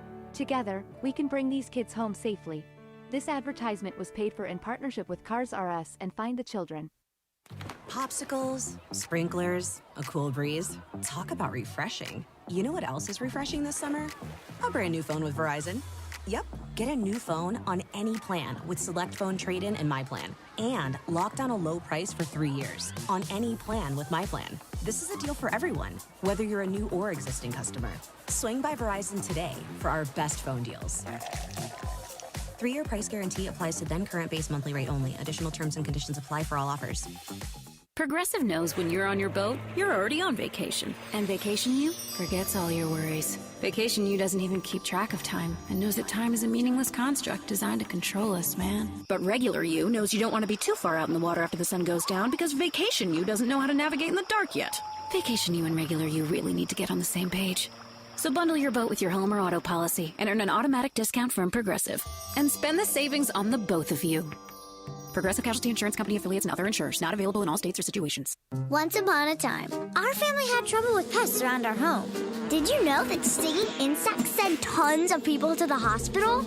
And teeny ticks and mosquitoes can be all around the yard. Their bites can make people and their pets sick.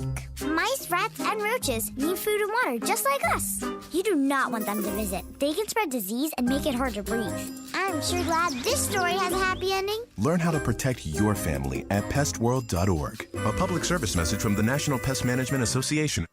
And it is a Kamenetsky Brothers Saturday special on ESPN LA, on 710 ESPN, the all-new ESPN LA app, and on YouTube at ESPN Los Angeles.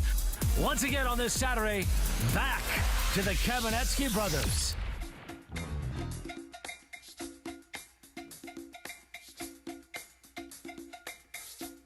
Kamenetsky Brothers, it is Luka Doncic day for the Lakers for LA.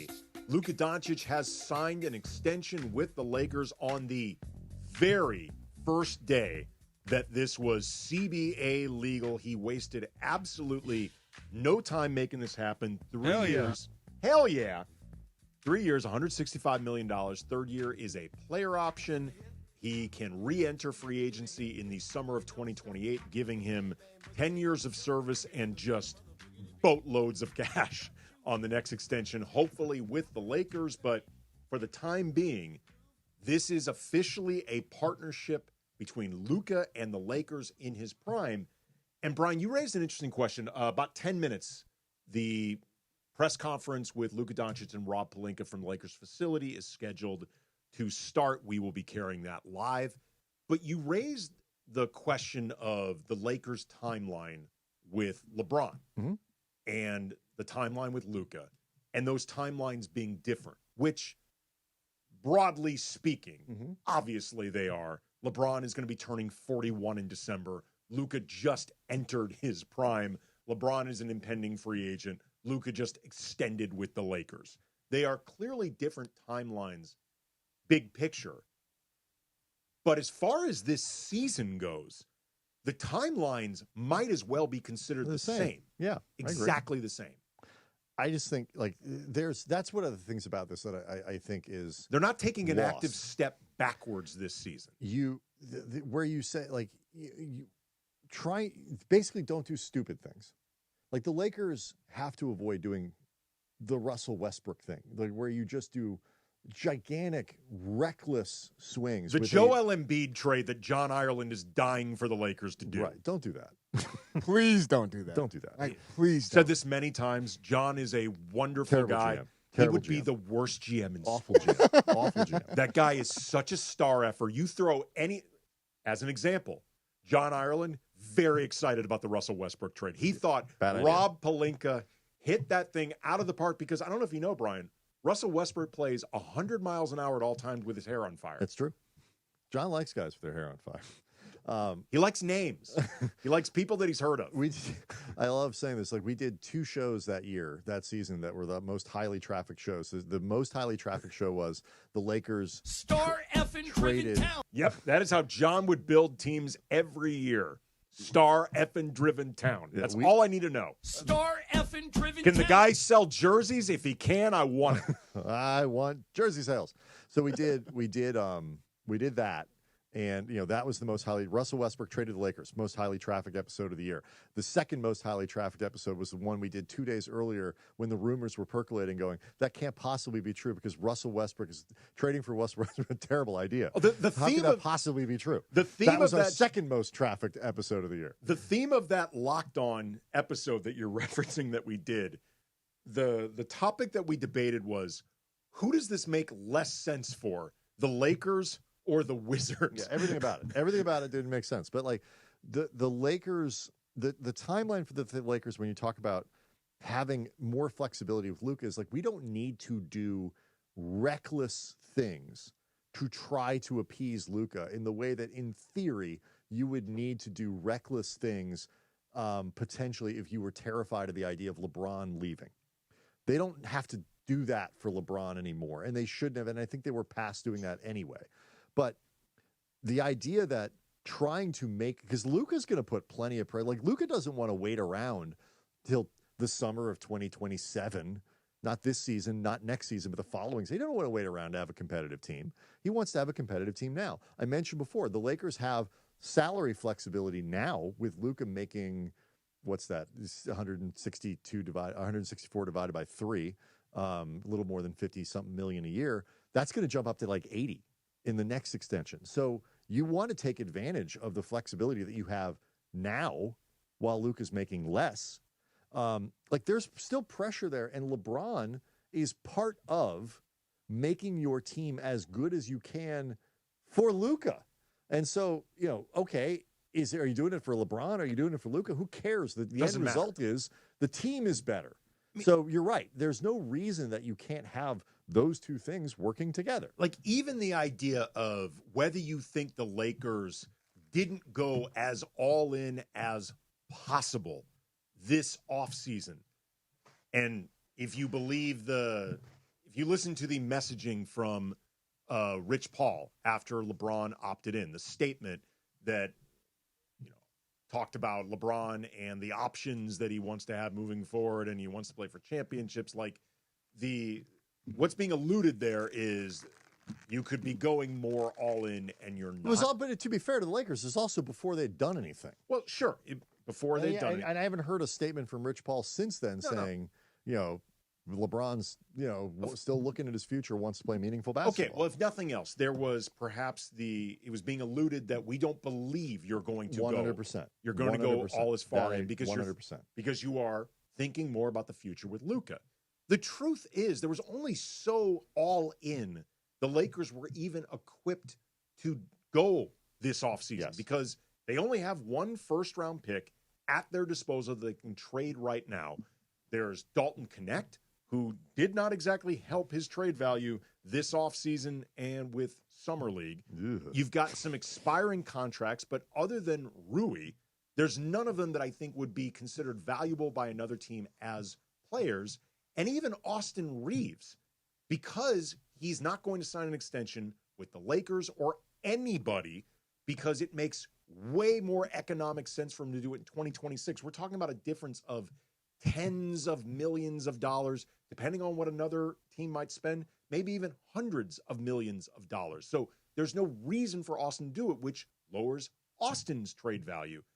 There's only so much all in the Lakers can do this offseason realistically anyway. I think if you ask them, and surely someone will, Team Rich Paul, Team LeBron, probably pretty happy with what the Lakers have done. I think what they should be. They should be. I think the big thing was, because you got to remember at the time, it was all the talk of 2027, 2027, 2027, clean cap for 2027. And that implied they weren't going to do anything. And so, you look back up and they added Ayton, they added Smart, didn't give up anything. They added Jake LaRavia, DFS walks. I understand that. Dorian Finney-Smith, not a good player, an important player in the rotation. But Luka's bestie. Right? That's really a bigger deal for Luka. What you have added, though, is that all of that plus a superstar in Doncic who looks like he's poised to go from kind of a 7th or 8th best guy in the league, 9th guy. Like, he wasn't Luka last year, to back to being, is he the best guy in the league? Is he the second? Like, certainly on offense. Is he the best offensive player in the league? Second best? Third best? Maybe behind Jokic? Well, I don't know. But, he's in that conversation now. And there's a difference. I know, top 10 sounds pretty good. Top 5 is better. Lakers didn't get top 5 Luka. They got top 10 Luka last year. Big difference between top 5 and top 10. And now you're going to get, the other guy. And that's exciting. Should be exciting for LeBron, whether he puts something on Instagram or not. And I think it will be. I'm not worried. Absolutely. It's just this season should be a good one for the Lakers. Neither one of us are saying that they're championship frontrunners because they're not, but they're a good team. They're a good team, and the next 8 years now have a roadmap for the Lakers, which is the most important thing. And it's an incredibly big day for the franchise, for Los Angeles, and for Luka Doncic. Speaking of which, the press conference in El Segundo is scheduled to start momentarily. We will be carrying that live, also taking your calls, 877-710-ESPN. This is a Lakers-Luka celebration Saturday with Lakers the talk, Kamenetsky baby. brothers. I almost said Lakers talk.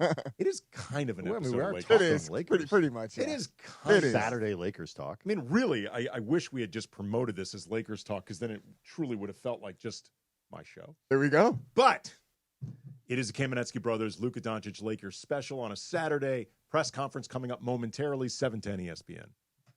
Congratulations to Mason and Ireland, re-signing with ESPN LA for years to come. After a grueling negotiation, you and I will continue here at 710 ESPN. The Hall of Famer staying on LA's mega sports station with a new multi-year agreement. The biggest show on the radio. Weekdays noon to 3 p.m. The only home for Mason and Ireland. 710 ESPN. The all-new ESPN LA app. And always on YouTube at ESPN Los Angeles. If you have ever thought about remodeling your bathroom but were worried it would take too long or cost too much, then stop worrying. Right now, Jacuzzi Bath Remodel has designed a collection of high-quality custom products and perfected the one-day remodeling experience so you can enjoy your new bathroom faster than ever before. It's a worry-free bath remodel from the most trusted brand name in the business, Jacuzzi. A jacuzzi bath system fits in your existing tub space. It's a no-mess installation with an amazing style selection, factory-certified installers, and a limited lifetime warranty. Call 800-717-4599. That's 800-717-4599 right now and get 50% off installation with no interest and no payments for 12 months. Replace that old bathtub today with a walk-in shower for a safer bathing experience. If you have lived in your home for over 15 years, it's time to remodel your bathroom. For a virtual or in-home appointment, call 800-717-4599. That's 800-717-4599. 800-717-4599. I noticed that my central vision started to blur. Figures that are usually straight started to distort to become wavy. What are these little dark spots with blurring that I'm seeing? There's a blind spot like a blob over my vision now. Is my vision lost forever? Why did I wait so long to see a retina specialist? Retinal disease can steal your eyesight, but it doesn't have to. Patients who seek care from a retina specialist in a timely manner have the best chance of preventing vision loss due to age-related macular degeneration or diabetic retinopathy. AMD symptoms to look out for are distortion or warping of straight lines, as well as blurred or loss of central vision. Patients with diabetic retinopathy should seek treatment if they notice the appearance of spots or floaters or blurred and distorted vision. Don't delay seeing a retina specialist. It's worth the visit to save your vision so you don't miss out on life's precious moments, like seeing your grandchild grow up, enjoying a sunset with that special someone, or reading a good book. Visit seeforalifetime.org. Over 2.8 million Americans have served in our military since 9/11. Many have returned home with devastating injuries and few resources for them and their families. This is news correspondent Bob Woodruff. I sustained a life-threatening injury while reporting from Iraq in 2006. The military had my back that day, and they have each other's while serving. It's time we had theirs. Please join us as part of the Got Your Six initiative. To learn more, go to gotyoursix.org using the number 6. And it is Andy and Brian Kamenetsky with you on a Saturday on ESPN LA. Once again, back to Andy and Brian on 710 ESPN, the all-new ESPN LA app, and on YouTube at ESPN Los Angeles. It's a Kamenetsky Brothers Saturday special, Jack. It's like a jungle sometimes. It makes me wonder how I keep from going under.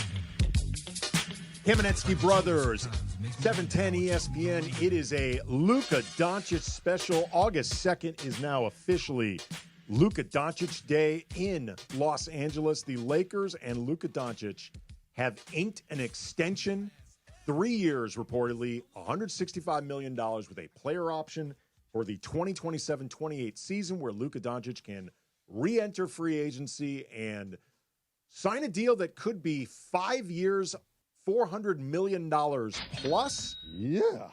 Woo! It is not a bad day. Hell yeah. To be Luka Doncic, man. No. And it's not a bad day to be a Laker fan. It is not a bad day to be Rob Pelinka. It is not a bad day to be an Angelino sports Rob fan, Pelinka, man. W.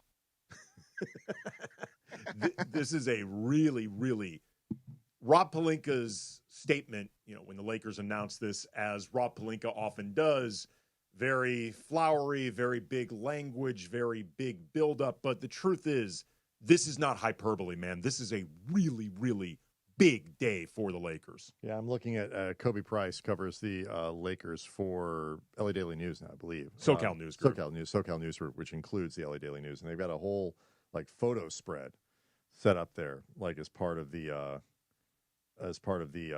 festivities in El Segundo for this press conference, which is expected to begin momentarily, but like this is the sort of stuff the Lakers are really good at. Like, you know, making it. I see people walking in right now. Oh, I'm sorry, that's old footage. I was going to say, wait a minute, they're starting now. They're all wearing masks. By the way, this is we're seeing on Spectrum right now. We're watching Spectrum to kind of keep an eye on what's happening. Right, the lead up. That was footage, Brian, of the Lakers in the bubble. Right. Which explains why Thomas was it Thomas Bryant or I just saw Rui. Rui. I saw Rui walk out. No, I didn't. No, Rui was not on the team. I don't know who I was looking at. They were all wearing masks. But anyway.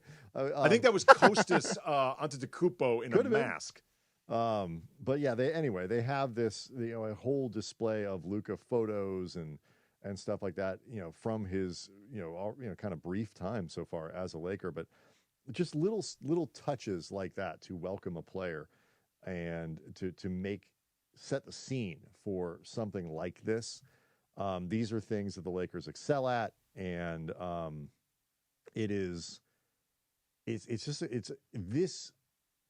Lakers were handed a gift. I don't think there's any question about that. I don't think Rob Pelinka, other than keeping this quiet and allowing this negotiation to happen, and we're not screwing it up, which is easier to, not as easy as it sounds.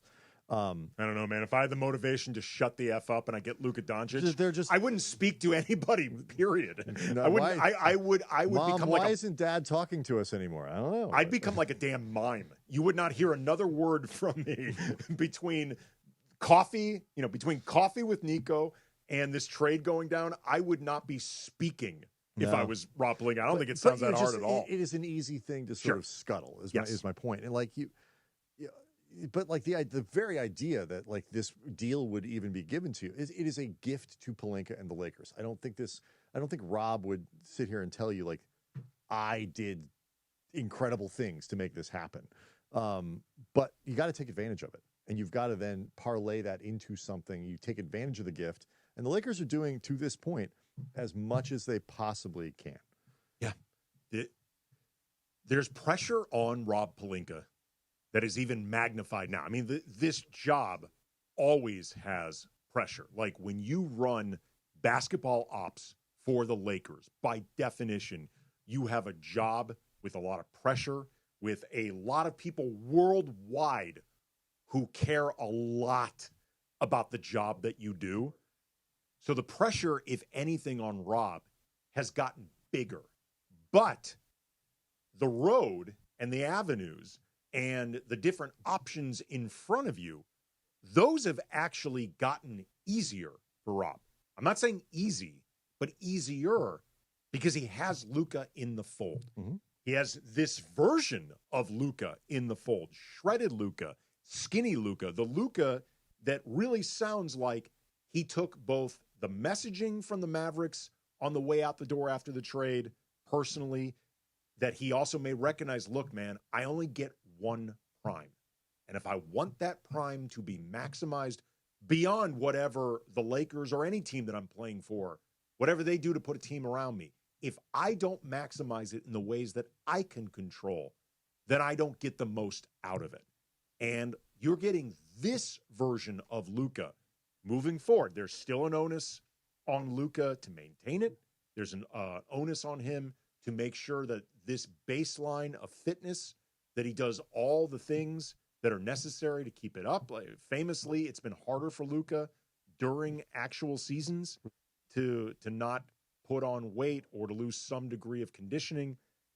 If nothing else, it's an indictment of American food and American lifestyle and all the processed crap that we take in, because every time Luka goes to Europe, he drops like 10 pounds. I think actually we can cut into it. We got it right now? Yeah, we got it right now. Okay. We got it right now. We're going to pot it up right now. Okay, we have got coming up the press conference live from El Segundo. Luka Doncic, Rob Pelinka announcing the extension. Here's what they have to say. So when you look up here, so many great names and what they achieved, I want to be up there too one day. Luka, congratulations. I'm curious too for you. First, how do you plan to celebrate? Maybe today, this evening. How do you plan to celebrate this? There's a surprise, so I don't know yet. Oh, there's a surprise. The wall, stay tuned. I'm also curious, there's a lot that's been made of this new Luka, the shape that you're in right now. Do you feel that you're in the best shape of your basketball career, and what charged this sort of refocus this summer that we're seeing? Yeah, I would just say, it was like a fresh start for me.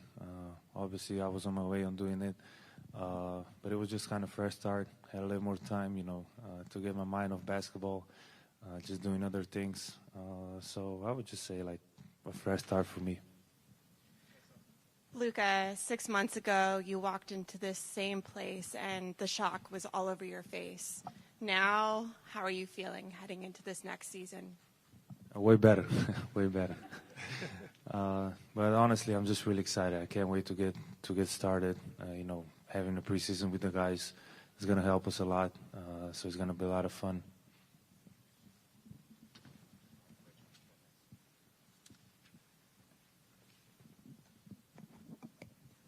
Hello. What do you think you're going to be able to do more easily on the court in the kind of shape that you're in? What are the main areas of focus that you want to be able to do better? I would just say a little bit of everything. Obviously, a little bit faster. But I don't know, just trying to help the team, condition-wise. Obviously playing a lot of minutes, a lot of games, so I think that's going to be the best for me. So much of defense is energy and effort. How do you think the shape you're in now will affect your defense as well? I think way better. Obviously, we got Marcus, so he's going to teach me some things. But, obviously that's going to help a lot. Hi, Luka.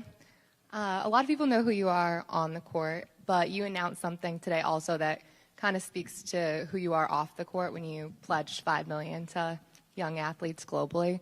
I guess I'm just wondering what inspired you to do that. Like I always say, community gives me so much. Like I said, that first game, the fans welcomed me in such a great atmosphere. I always wanted to give back. Obviously, it's kind of partly with my foundation, on the youth, how they dropping off basketball, sports in general. So I want to help that out.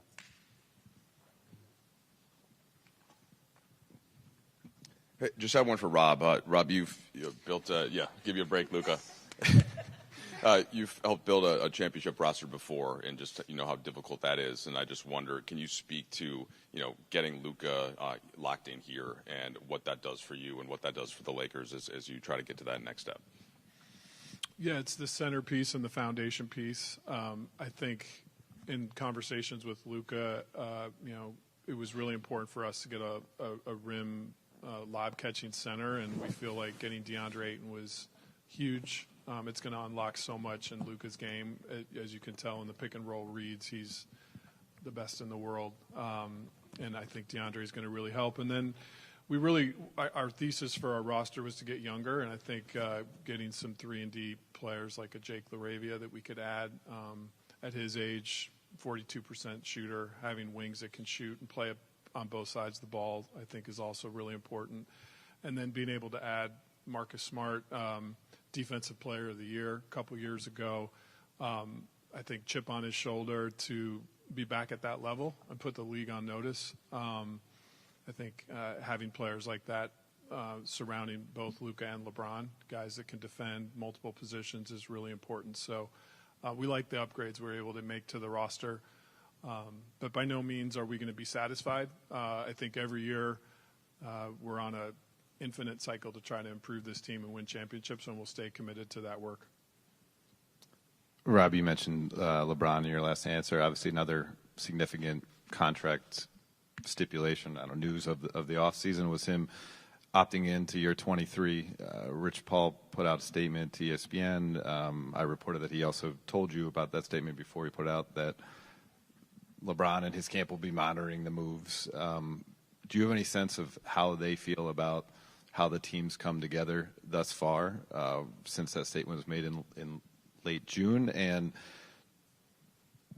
do you anticipate LeBron finishing his career with the Lakers?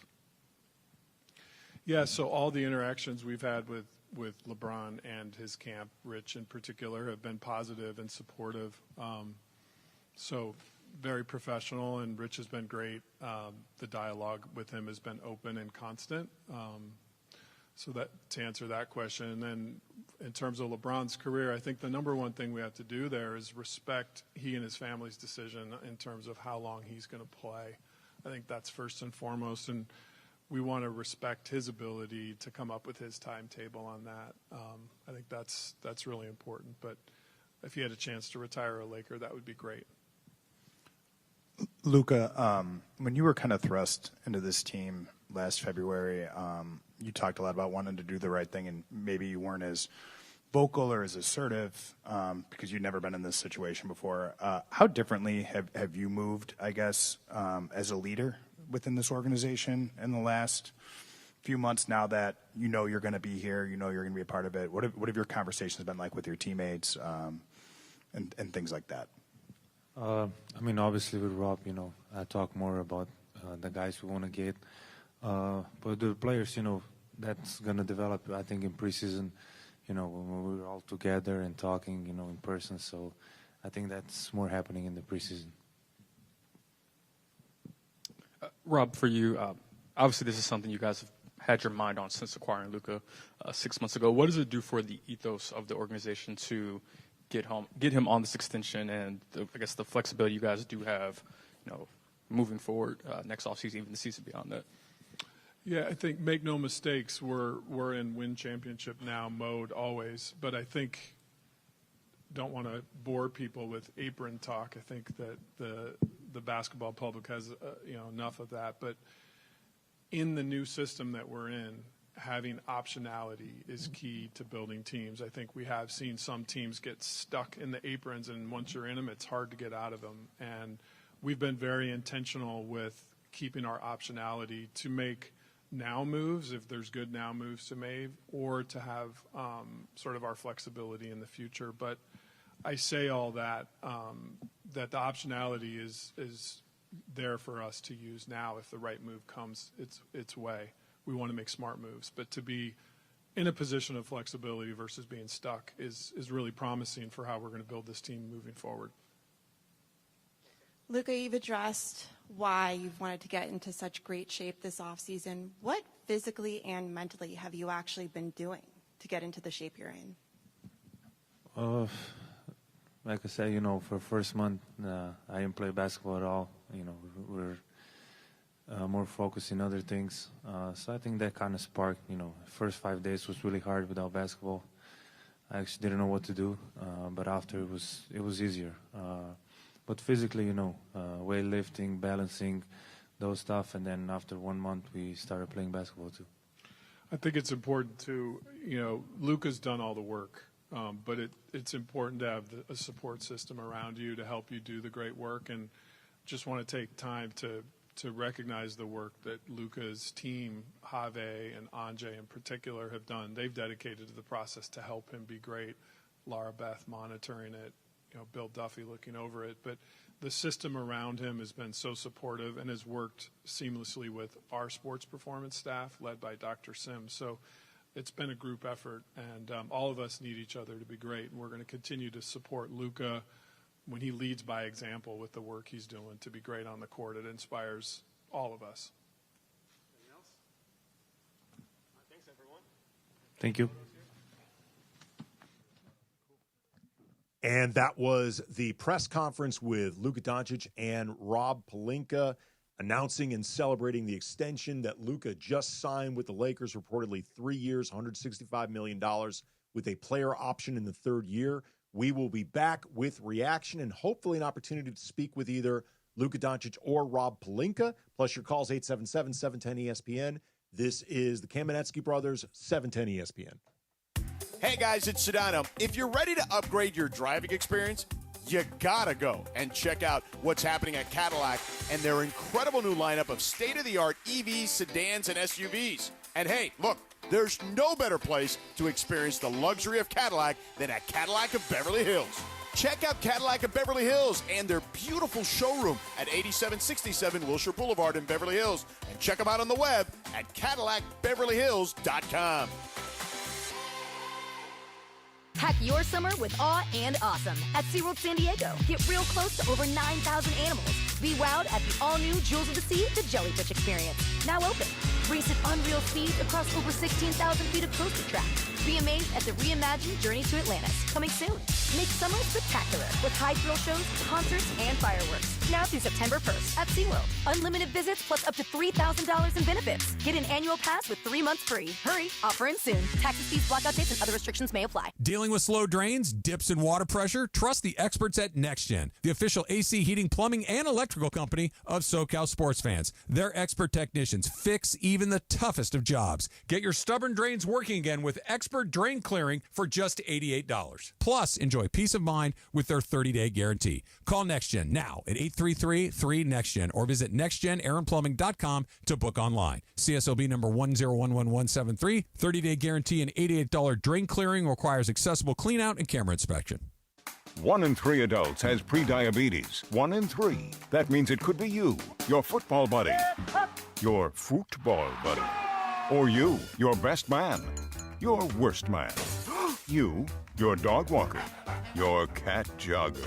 While 1 in 3 adults has prediabetes, with early diagnosis, prediabetes can be reversed. Take the risk test at doihaveprediabetes.org. That's doihaveprediabetes.org.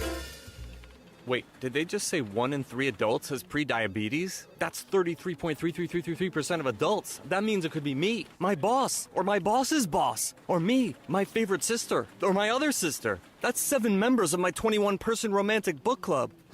Wait, the 1 in 3 could be me, my karaoke partner Carol, or my karaoke enemy Jeff. I'm going to take the risk test at doihaveprediabetes.org.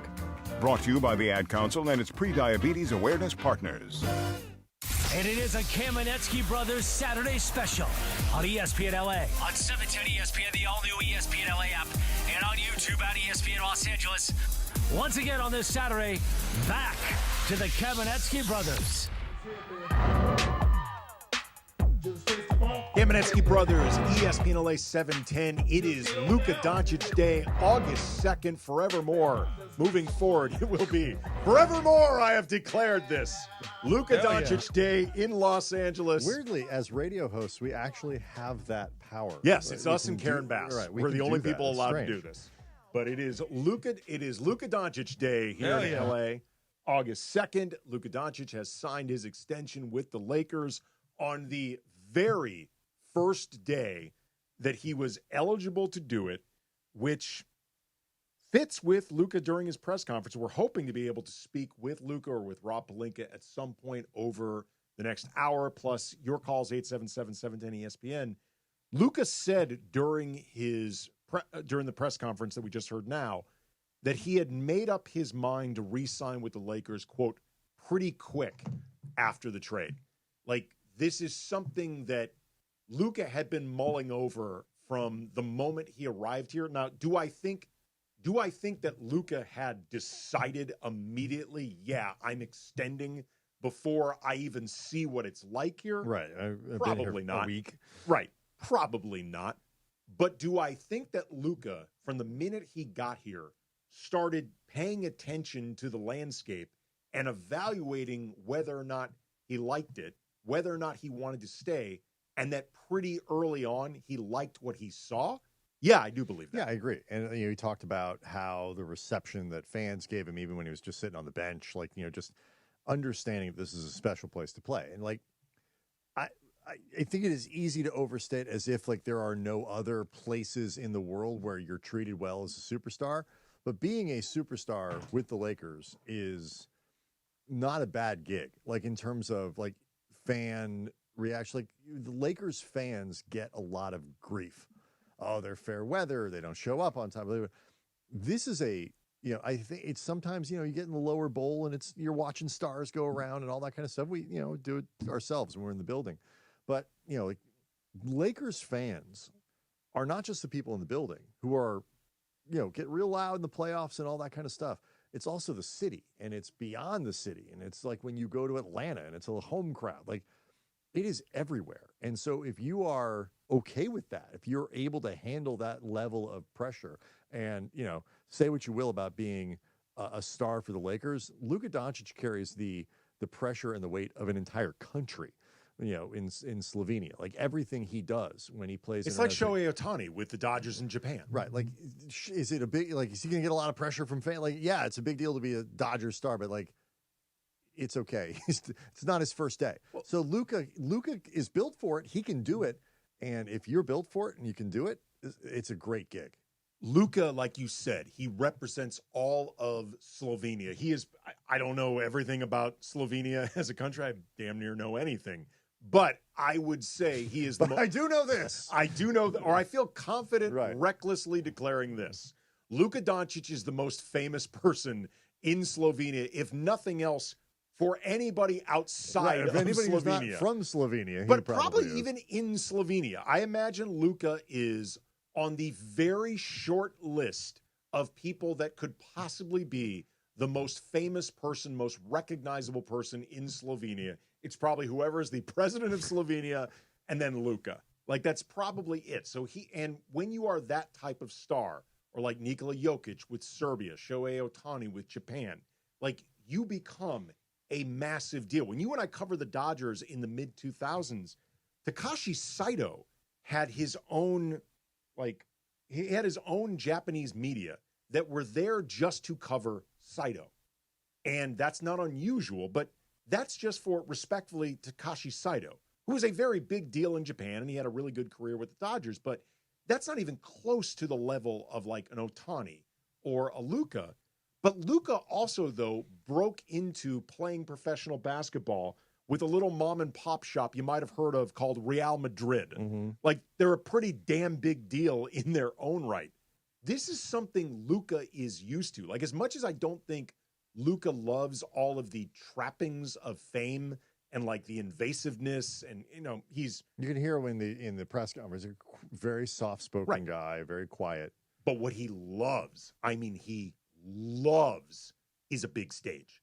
Luka loves to perform on a massive stage. I think people got to see it. I don't think people got to see the full impact of what it can mean, but the guy is a killer. Like, he is, in that Kobe Bryant mold of hyper-competitive killer. And, in that sense, the way that he arrived in L.A. and the fallout that came from the Dallas trade, where, like, I know people have said, like, well, Dallas wasn't leaking and this and that, but, like, the only way they could justify that trade was to get it out there that they just didn't believe he was going to be a good investment going into his 30s.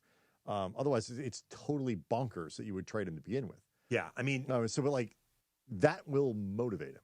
And we are joined right now by the Lakers' new face moving forward. He signed his extension today. Luka Doncic, number 77. How are you, Luka? Hello, great. You guys? We're doing fantastic. Can you just explain to Laker fans what this means for you moving forward, knowing that at least this piece of your prime is going to be spent with the Lakers? I'm just honored, to play for the organization like Lakers. I'm very honored, and honestly, I can't wait to get started. This summer has obviously been a really important one for you. When the season ended, did you have a plan in mind for how you wanted to take advantage of that early exit, knowing you'd be playing for Slovenia, knowing the importance of the season upcoming? Oh yeah, me and my team, we put a plan together. After the season, we all got together, have a meeting, and we put a plan together. So it was a great plan. Obviously now, after I'm gonna play with national team, and then like I said, I'm excited to start playing for the Lakers. Talking with Luka Doncic on the day that he has signed his extension with the Lakers. You mentioned during your press conference, Luka, that you had made up your mind pretty quickly after the trade that you wanted to be with the Lakers long term. Can you talk about some of the things that made you feel that quickly comfortable and excited to commit to the Lakers? Yeah, I would say, like I said in the press, that first game when I started playing, how they received me, the atmosphere was amazing. It was just unbelievable just to be a part of that. So, obviously I needed some time to decide, but that moment was really amazing to experience. You've, by all reports, been very involved in some of the moves and helping the Lakers bring players, like Marcus Smart, like DeAndre, into the team this offseason. How, sort of like to that point, like how much have you tried to help in that regard, and just what do you think about the additions that the team has made over the course of the offseason? Yeah, I think they're a great addition. They're guys that we needed. And I think I used to play against them, so now I'm happy they're on my team. And I think we have some great. I think we have a great team.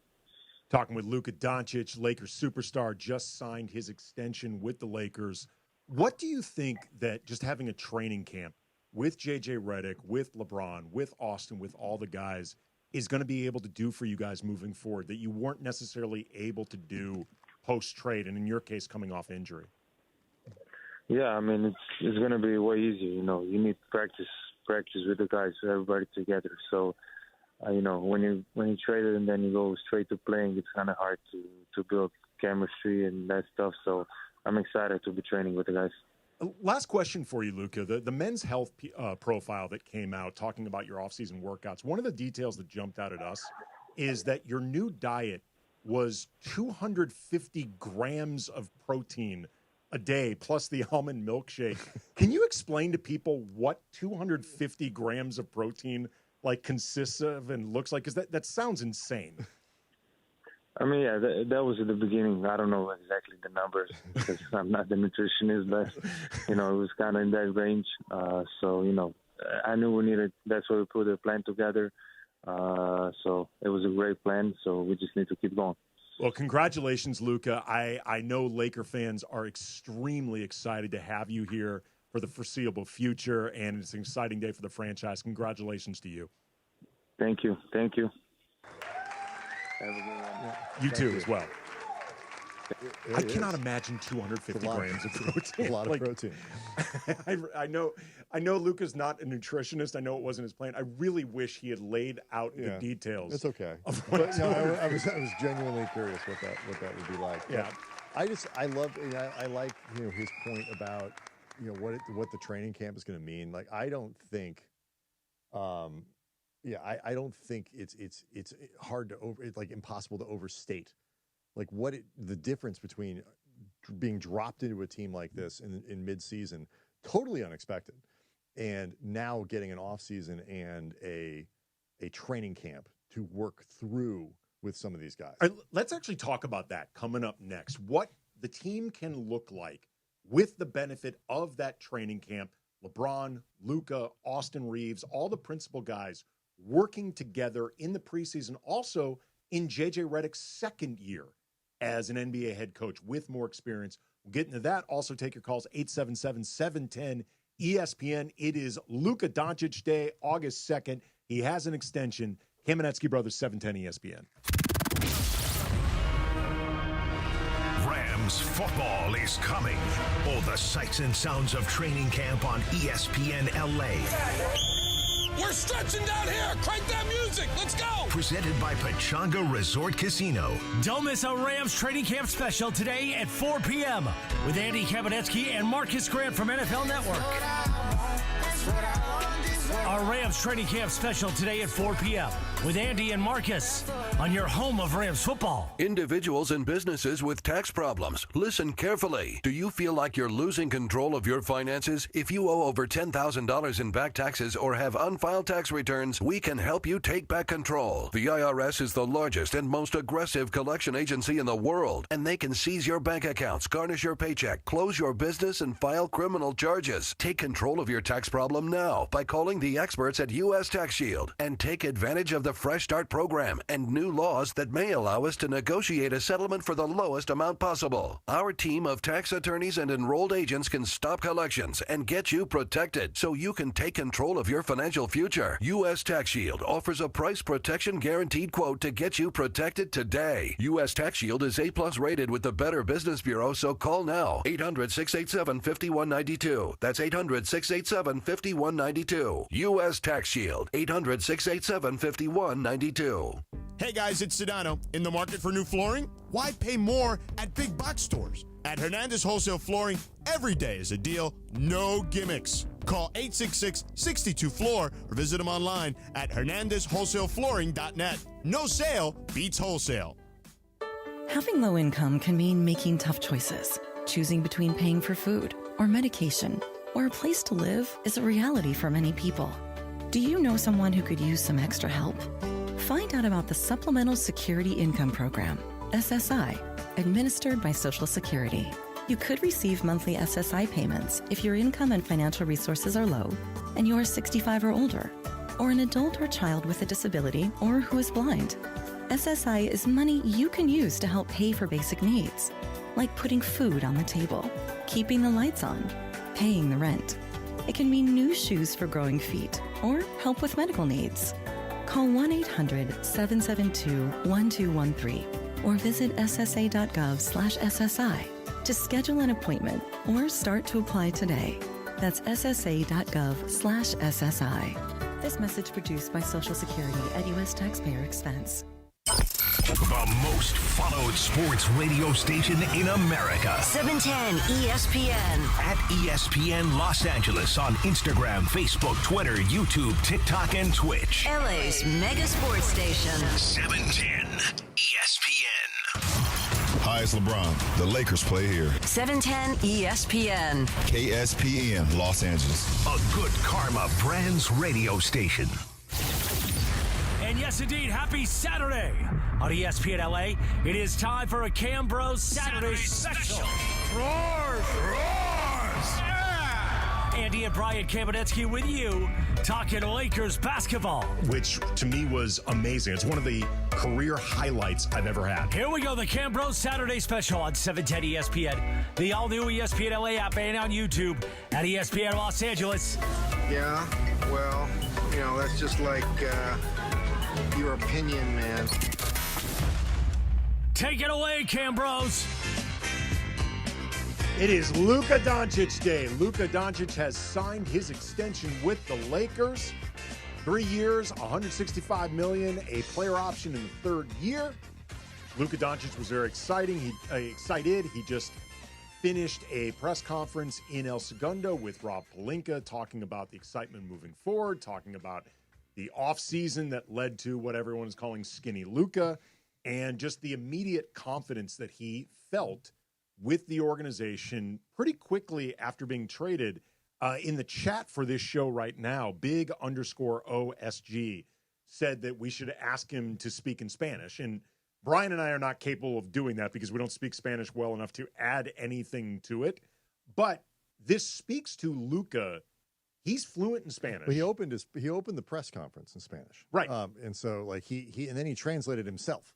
But he actually spoke at the press conference in Spanish before he spoke in English. Right. And the reason I even bring this up at all is, remember earlier in the show, I talked about how this is the first star the Lakers have had in their prime since Kobe. And like Kobe, Luka is truly a global superstar. He is not just a star in the States with American NBA audiences. He is a global superstar. Kobe was a global superstar, and one of the things that helped him leverage that ability or that presence as a global superstar is Kobe was fluent in English, Italian, and Spanish. And we would watch him often do these, the end of press conferences in Spanish, in Italian, totally comfortable. I believe he had been looking to learn maybe Mandarin just because Kobe was so insanely popular in China. Remember when they took that trip to China? I want to say it was like 2008. And we heard tales of grown men essentially weeping, literally, there was video. Right. It was like watching teenagers at a Backstreet Boys concert. They were losing their minds. Another thing Luka has in common with Kobe isn't just the prime of it. It's the true global superstar piece of it and the ability to maximize that in so many different ways. It's just one of these things where it's hard. This is why the rest of the league, why people who cover the teams or are fans of other teams or whatever are so exasperated at this whole thing. It's because, again, the version that the Lakers saw, that fans saw of Luka Doncic last year, who averaged 28, 8, and 8 essentially with the Lakers, was a lesser version than the one that was on 5 straight all in. That's the buyer's remorse version of Luka. Man, Where's the juice here? Like, Luka made 5 straight first team all NBA, rosters after his rookie season. The rookie season where he won Rookie of the Year. Last year, it was it was the worst year of his career in terms of expectations to output, and it came off of a finals run where he played more minutes than any player in the playoffs, and didn't have time to recover, had his international obligations, wasn't able to recover, got hurt, and all these other things. It's just every player is going to have a blip like that. I mean, it happens. But now the Lakers can expect, I think, to get the version of Luka that they traded for, the guy that isn't just great, but is elite even by great player standards. Because there's a difference between having a guy who's a top 15 player every day. I think that's where LeBron is at this point. Top 10 guy, top 15 guy, or something like that. But you wouldn't put LeBron in as this second best player in the league, not on an 82 game basis. But on an 82 game in, game out basis, like Luka is in that conversation for, is he one of the 5 best players in the league? Is he one of the 3 best players in the league? That's a different deal. Someone asked us recently on Twitter at Cam Brothers, who would you take, SGA or Luka? And my response was I would put SGA ahead of Luka just because overall, as a two-way player, I think SGA is he's certainly a better defender. We've seen him be a better defensive presence than Luka. Like, SGA may be the relative weak link in the OKC Thunder defense, but he's not a weak defender. Like, he is at worst a defensive neutral. I consider him a plus defender. He may not be like plus, but he's plus. Luka has not been a plus defender over his career. Even if you think the offensive edge goes to Luka, and it certainly may, I think overall I would give it to SGA. But what I told this guy, though, is if you say you think it's Luka, I'm not really going to argue hard, because Luka, like prime version of Luka, the version that we think we're going to be getting in this physical form of Luka, that guy is absolutely in the conversation for top 3 player in the league at his best. Could he be best player in the league? If he is having an MVP caliber season, Luka may look like the best player in the league. I think there's clearly the best player in basketball is Nikola Jokic. Yeah. I think that is, after that, there are 3 or 4 guys that you put in that next tier, and Luka's in that. I think you can put SGA in there. I think you put Luka in there. I think you can put Giannis in there. But Luka's better than Anthony Edwards. Luka's better. Like, you start working down stars around again, game in, game out. Last year was the first year where Luka didn't play a lot of games. Like, that was the first really big injury of his career. He's had other little things, but the guy's been on the floor piling up minutes. Like, for all the talk of he's not in good enough shape and this and that and whatever, he's there every day. And to put it in perspective, he played 50 games last year. The next lowest amount of games that Luka's ever played is 61, and that was in the 2020 shortened season. Mm-hmm. Like, he's never played fewer than 61 games in his career. How many games did they play that year? I forget. I want to say they played 72. Yeah, so something like that, 70 or 72 games, played 75, whatever maybe. That is, 75%, 80% of the games, whatever that. I'm not here for my math, but like, he has been on the floor. He's been productive. He's 75 games. He's entering his prime, and all that. And a lot of players missed some games in that season. They're being really careful with guys, but it's just like, this has the potential. And Luka's got to hold up his end of the bargain, and like, that's what all the work is for. And there are no guarantees. And he's played you mentioned his time with Real Madrid. Like, the guy's been playing a lot of basketball for a long time.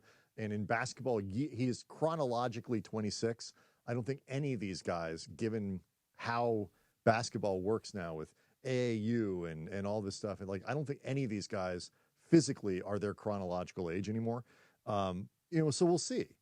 But I mean, are there 3 other players in the league, 5 other players that you'd rather make this all an investment with than a clearly motivated, done the work, eaten the protein, even if he wouldn't tell us how many chickens that is, like, which is really what we were fishing for, an exact number of chickens. I and know. We tofu really and- wanted him to just elaborate a little more. I want 200. Maybe I'll reach out to the men's health guy. Right. Like, what is that? Quantify what 250 grams of protein, which, by the way, does not count the almond milk drink that Luka was also drinking, which is heavy in protein, on top of the 250 grams of protein. We're talking 250 grams of protein in food form. I'm curious because there was something in that article where he was fasting as well. So it's like he was what do they call that?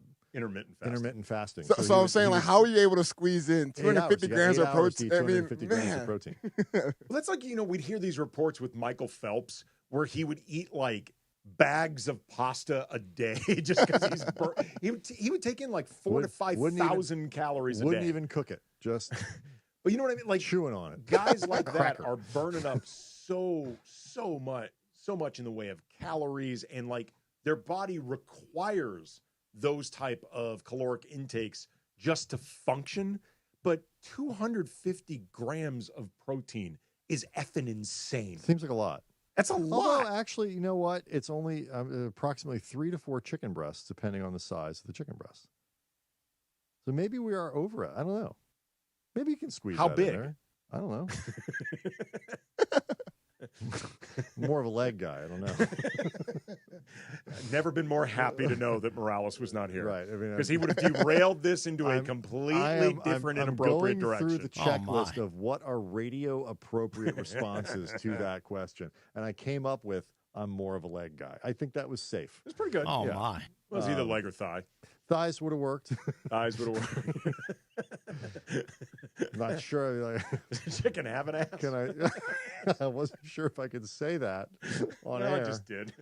You know what? They brought us here on a Saturday, man. We're allowed to have a little fun. Yeah. So I don't know, but it's a lot of. I mean, even 4 chicken breasts over the course of it. It's a lot of chicken. It's a lot. That is big, giant ones. Oh, I'm sure that these are large proportions because again. But I let's think look up what is the average amount. I am actually happy for Luka's sake that what you're talking about is I think your perception of protein may not be as crazy as. So I'm happy that Luka apparently does not need to be according eating to a Google search, the 35 the chicken breasts a day. Well, the average chicken breast, according to just a quick Google search, 43 grams. That's just one cup or diced chicken. How much protein is in an 8-ounce chicken breast? 50 grams. So that's 40 ounces of chicken a day. That's a lot of chicken, man. That's a lot of chicken. That's a lot of chicken. It's a lot of chicken. And again, it just depends on who your source is. And then if you start getting 250-gram chicken breast provides 75 grams of protein, but that's a bigger chicken breast than the one you're talking I'm just saying, about. man, there's no question. Welcome to Locked On Chicken Breasts. No, but I mean, you start getting a steak, you No, start you're right. getting into pork or... Do you mix in some tofu there? How does this work? It's a lot. I mean, like, all joking aside, like, it takes a commitment to do this. Luka committed. Well, look, the He guy looks great. What did he? The day didn't start with the press conference. The day didn't start with the contract signing. The day started with a workout. Mm-hmm. I would have switched the order of those things in case I twisted my ankle or something. But Luka's built different, literally. But this is where the guy is now. And we talked about this on an episode this week, Andy, of the show, Locked On Lakers. Obviously the hard part is doing. You got to do the work, or whatever. But in that men's health story, there's you see there are a couple mentions of he kind of sees himself in the mirror and you can tell he likes it. It is easier. You get through that first portion where it's just brutal. And then you really see the results. Then you see how it impacts your body, how it impacts your play and that's where you can start sustaining it because now you get the payoff. And Luka's at the payoff stage now. So keeping this thing together, I think, becomes much, much more viable. All right, 877-710-ESPN if you want to weigh in. And coming up, we are going to get into what does it mean for the Lakers moving forward to begin the season training camp with Luka in the fold, LeBron in the fold, Austin in the fold, Rui, all the important core members of this team, and a more experienced J.J. Redick. That is coming up next. Again, 877-710-ESPN if you want to weigh in.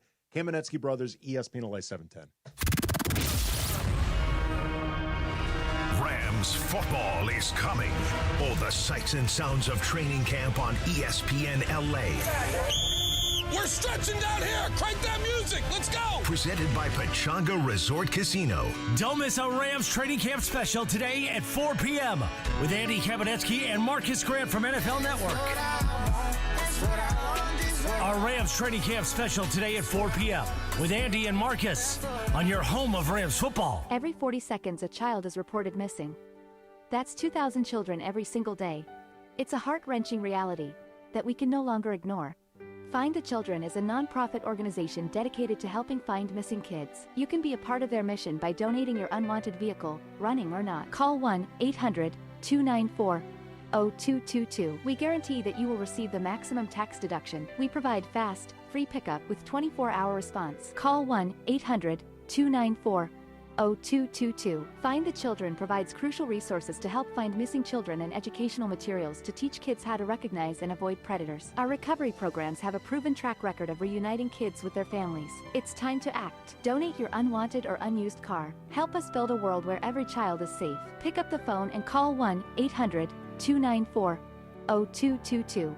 Together, we can bring these kids home safely. This advertisement was paid for in partnership with Cars R Us and Find the Children.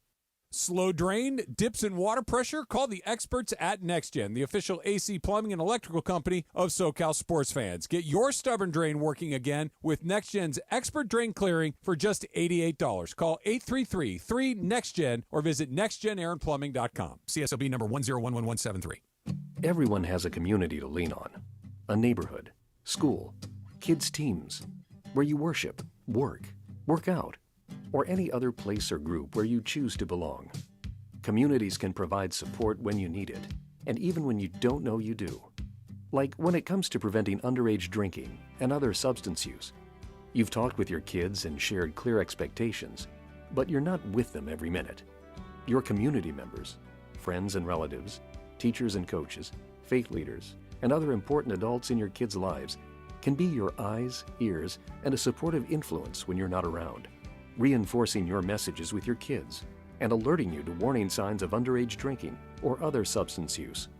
So talk with your kids about these issues and involve the members of your community to help keep your kids safe. Because when you talk, they hear you. For more information, visit talktheyhearyou.samhsa.gov. You are never too old for a family. The Dave Thomas Foundation for Adoption is dedicated to finding forever families for children who have been waiting in foster care the longest. Learn more at davethomasfoundation.org. The most followed sports radio station in the world. In the world. That's right. In the world. 710 ESPN. You know it. Yeah, tell your friends. At ESPN Los Angeles on Instagram, Facebook, X, YouTube, TikTok, and Twitch. We're naturally entertaining. Yes. LA's mega sports station. 710 ESPN. And it is a Kamenetsky Brothers Saturday special on ESPN LA. On 710 ESPN, the all-new ESPN LA app, and on YouTube at ESPN Los Angeles. Once again on this Saturday, back to the Kamenetsky Brothers. Here comes the money, money, money, money, money, If Luka was inclined, I don't know his personality well enough, but he certainly is capable of making it rain today because he just got paid, signed his extension, 3 years, $165 million. Let's be honest, he was already rich. Right, but I'm pretty saying much. now he's got. It's not like he couldn't make it rain before. Right, but now he's got true thunderstorm. He's got filthy rich now. Yeah, I mean, he's got like FU make it rain money now.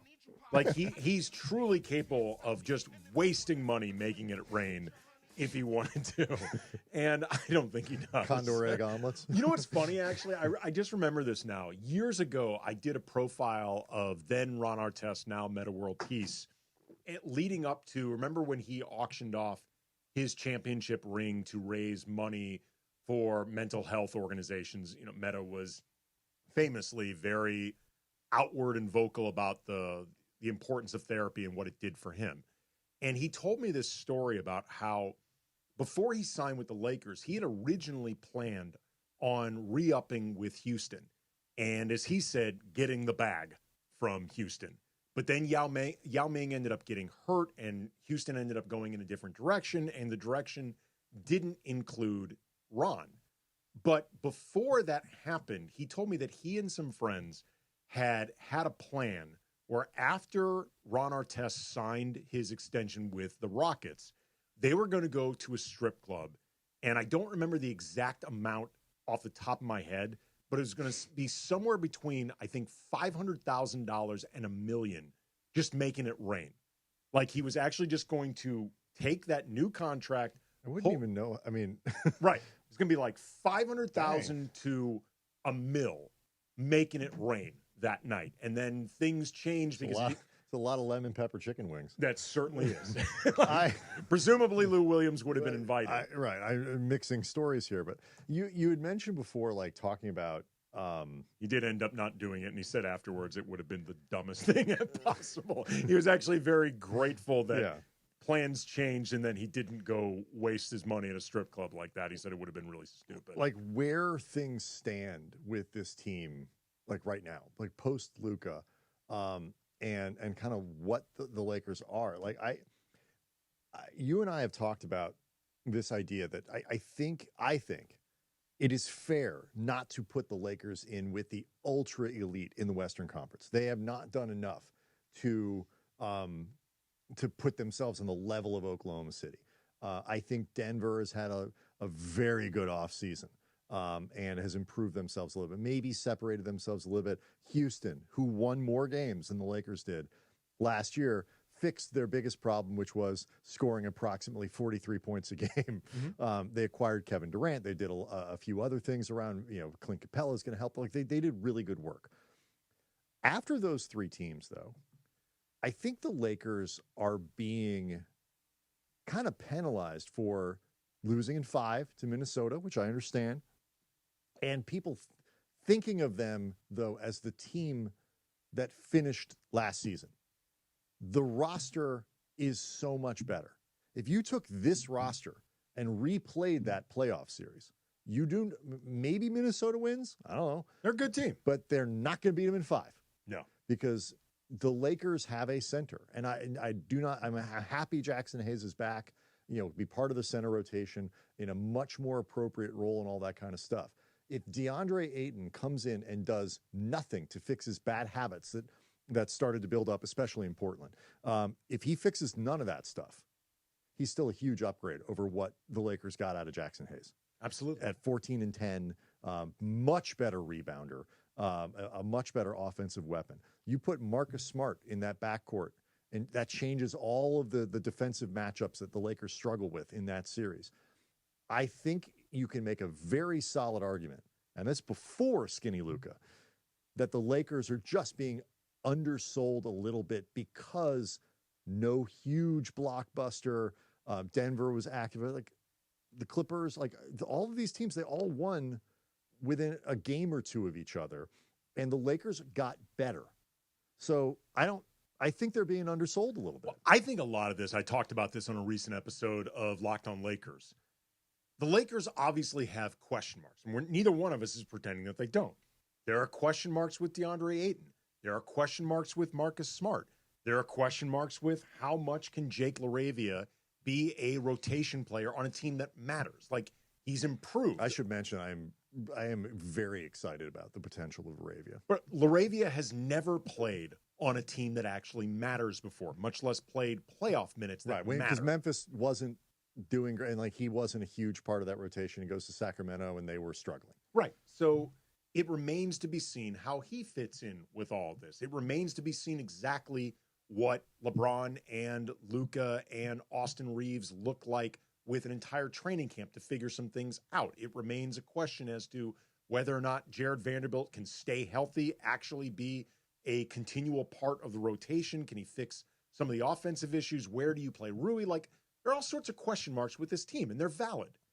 But what I do think happens is the question marks with the Lakers get examined with more glass half empty and picturing the negative than some of these other teams around the league that I think have made some good moves too. But Denver, for example, bringing in Cam Johnson, for all the talk about Michael Porter Jr.'s availability, Cam Johnson's been hurt more than Michael Porter Jr. He's missed more games. It's been a while since he has played like a small forward type defender, like a primary wing defender. It's been a few years since he's done that. Bruce Brown. For a second I was about to go Bruce Bowen. Bruce Brown, like, cool story. He's coming back. He was great with that championship run. He has not looked like that guy in a couple years. Like, he has looked more like a veteran's minimum player than a guy who is a bargain on a veteran's minimum contract. The Clippers are old. Their new guys they brought in can be helpful. A guy like Bradley Beal, he's hurt just as much as the rest of these guys. I mean, I actually Brook Lopez is almost 40. I like the Collins thing for them. On paper, I think the Clippers might have a better team than the Lakers. They've been on paper for 5 years. Right. And that's the thing. It's just the Western Conference. The thing about the Western Conference, and we'll get to this training camp thing too in the next segment, because I think that is hugely important.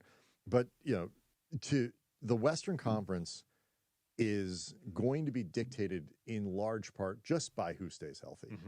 And, that's a big reason why this Luka thing is such a huge thing. It's a big reason why LeBron not having to carry as much weight, where the Lakers can be like, maybe focus a little defense, try to take some of the heaviest lifting away from him to make it so, I think he had a pretty good playoff against Minnesota. He wasn't as much fourth quarter production as people wanted, needed, whatever, but he did some stuff in that series, especially the game where Luka was sick, where like, you're just like, okay, like, but you got to be able to get him through 4 rounds. I thought he looked, as much as I thought LeBron played well for the most part in the playoffs, I also thought he looked tired during a lot of the playoffs. And so like it's understandable because he's 40. Right. They're more equipped to handle that stuff. But like the biggest thing about the West is like you go through and you say, all right, so you got those 3 teams that I mentioned up top. Then you're looking at the Lakers, Minnesota, the Clippers. Maybe you put Dallas in that group. Memphis Warriors maybe in that group. The Warriors people and they'll the Warriors are going to make a couple of additions as soon as they figure out this Kuminga thing. And that so now you're down to like 8, and and then okay, well like Portland, like they're making some moves, and they're not going to win a title, but Portland's going to be a 5. Portland has a 40-something win roster.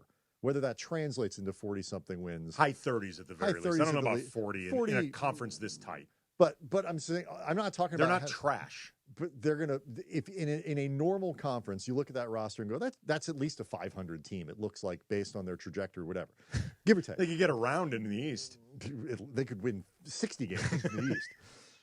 Even, so you look at that. San Antonio, healthy Wemby, moves they've made, natural growth. They look like a team that could make an Oklahoma City-like leap. So now you're at like Memphis will not be a walkover. Memphis won't suck. Like you're at 10 or 11. Like New Orleans could be a train wreck this year, especially if Zion gets hurt.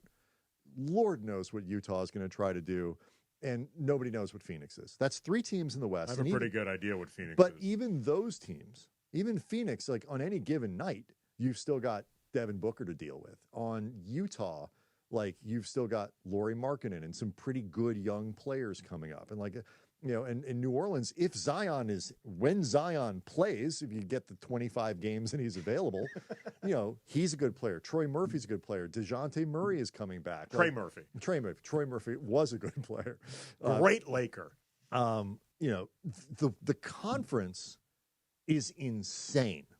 So, it's easy to kind of overlook past what the Lakers are, but what they do have, and I talked about this with Trudell on Thursday when we were in for Sedano and Cap, and Mike made this point.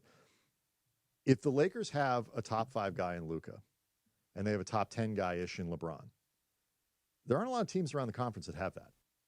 And say what you will, if the NBA is still a team where that matters, the Lakers have more of that than any other team. All right, let's look ahead coming up at training camp and the advantages that can come from that. Again, 877-710 ESPN if you want to weigh in. Kamenetsky Brothers, Luka Day, 710 ESPN. Rams football is coming. All the sights and sounds of training camp on ESPN LA.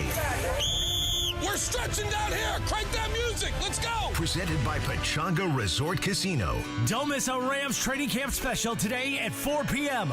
with Andy Kamenetsky and Marcus Grant from NFL Network. Our Rams training camp special today at 4 p.m. with Andy and Marcus on your home of Rams football. You've seen the headlines, heard the debates. The three-point ball has created a monotonous rhythm to the game, and others. Has the three-pointer ruined basketball? And how did we get here? The rise of the three-point shot can be partially traced to an eccentric Kansas genius named Martin Manley, whose story didn't turn out quite the way he imagined. I decided I wanted to have one of the most organized goodbyes in history. 30 for 30 podcast presents Chasing Basketball Heaven. Available now, wherever you get your podcasts. If something happens to you, what happens to your family? Will they struggle financially? Will they be able to afford the home you built together? With Ethos, you can get life insurance coverage in minutes. Get up to $2 million in coverage for as little as $2 a day. All online with no medical exam. Just answer a few health questions. Get your free quote at ethos.com/game. That's ethos.com/game. Rates may vary. Billed monthly. Sample rate 10-year term life policy for a 35-year-old healthy non-smoking male.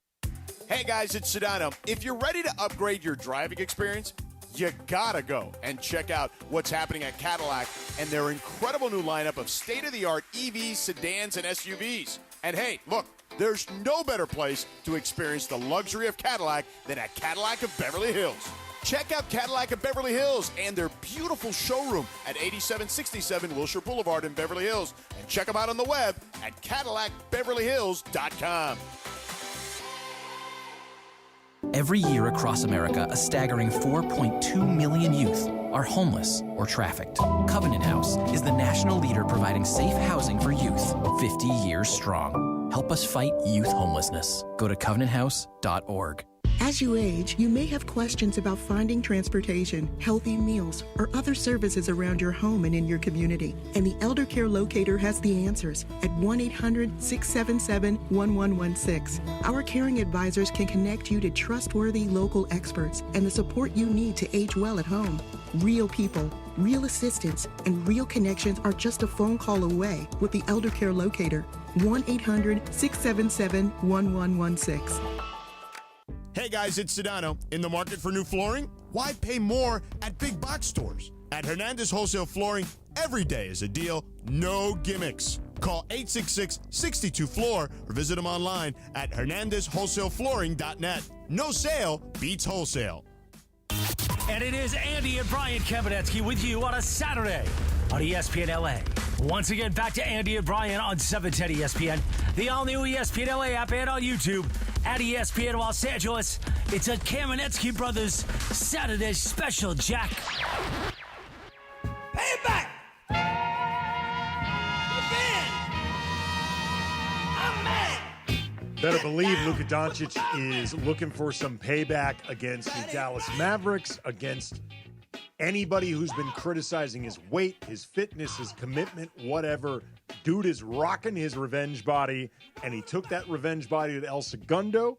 Get a workout. Got a workout in. Got a workout in. That's what people with revenge bods do. Yep. And then he signed his extension, 3 years reportedly, $165 million, a player option in the third year. I picture him like running Windspring. You know, like you get a contract that long, you got like 26 things you have to like initial and data. They put the contract at one end. He runs down, initials one thing, win sprint, run it, do another one. Like that's how you maintain. Well, that's how JJ Redick would do it just to save time. Like right. JJ's that's the maximum efficiency way to do this sort of thing. Speaking of JJ Redick, he was in the house during this press conference. Damn right he was. Plus Maxi Kleber, Marcus Smart, Gabe Vincent, DeAndre Ayton, Rui Hachimura, Jackson Hayes, and who I think is Adu Tiero. I'm not 100%. That was him. That was him, yes. I was going to say, I've not met Adu, and he's wearing a hat, so I wasn't 100% sure that was him. His hat didn't say, "Hi, my name is Adu." Well, I just started going through like process of elimination. I'm just like, waiting for those. I'm waiting for those tweets. Not Jake LaRavia. Right. It's not Austin Reeves. We're out of white dudes. Yeah. and we've already accounted for Maxi. Right. Exactly. I'm just waiting for those tweets to be like, "Oh, LeBron wasn't there. Why wasn't LeBron there?" Oh, you think that's coming? Oh, it's coming, right? First of all, it's not coming. It's here because I'm seeing it in the chat. Already? Oh, already? You're surprised it took this long? Already? Right. Yeah, no, that is going to be a talking point. And yeah. could Where's the congratulatory tweet? All of these DeAndre, things- where's all the of these things are congratulations? controllable. He congratulated Kobe Altman for an extension with the Cavs. Where's the congratulatory tweet for Luka from LeBron? Bron's getting ready for the new F1 league, man. There's no evidence that either one of these guys have anything but incredible. Like LeBron has said multiple times before Luka got here, loves his game, respects him. Like Luka has been very that doesn't mean they're BFFs. Exactly. And that's okay. This year, Pelinka said during the press conference, if basically to the effect of if there's an opportunity for LeBron to retire as a Laker, that would be great. A lot of people are looking at that as he's gone, more tension, whatever.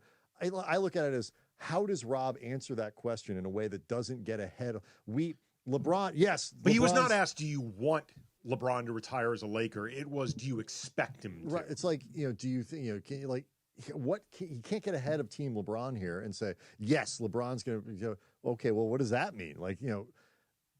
Yeah, we'd love for him to retire Laker. We got to do what LeBron says. It's his choice, not ours. I think the answer was fine. I think it also indicates that, there's a good chance that maybe he's not. I'm more interested in what Luka said regarding training camp, because I don't think you get JJ Redick did not have, and I think he was sort of in the loop of guys who kind of knew this could be coming at least late, but it's not like he had 6 months to prepare. What am I going to do? I don't think you can come up with a transition that is more night and day than offense built around Anthony Davis and LeBron James to offense built around Luka Doncic with no center. That's now what you're dealing with. So you give Redick and his staff a full offseason to work with that. And, knowing who your center is going to be, knowing who, you give Luka and LeBron a full training camp to work together and maximize the brain, just not to forget the talent, the brain power that these guys have, and a chance to work together. You give, they actually do have some roster cohesion compared to last year, a couple new guys, but a lot of holdovers. This is a huge thing for the Lakers to be able to do, and I expect that the partnership on the floor between Luka and LeBron and the ways that Redick uses it or whatever will be so much better this fall than they were in the spring. All of the messaging, whether on the record or off the record, from LeBron's camp about Luka has been entirely positive. Yeah. They have made it very clear through the messaging. LeBron respects Luka. He likes playing with Luka. There have been no signs that the two of them have any tension point. Now, as I said before, do I think there is some degree of tension between LeBron and the Lakers right now? Yes, I do. It's very much felt that way. That is what I think we are supposed to think based on some of the things that have come out of the Clutch camp. But that doesn't mean that LeBron is upset with Luka. He may be unhappy that the Lakers did not give him the standard 1+1 in perpetuity. But I don't know. Even if he's upset about that, my opinion, if I had to guess what is the number one point of tension between LeBron and the Lakers, that's what I think it is. But that doesn't mean he's upset with Luka. Right. That has nothing to do with, it has something to do with Luka, and you could argue it has everything to do with Luka. But it has nothing to do with Luka as a person, Luka as a teammate, unless it somehow comes out that Luka said, you want me to sign an extension? You cut off this relationship with LeBron. It's either me or him. Right. Well, you get back to a Kobe versus Shaq, Kobe making it very clear without necessarily having to spell it out. If Shaq stays here, I'm not.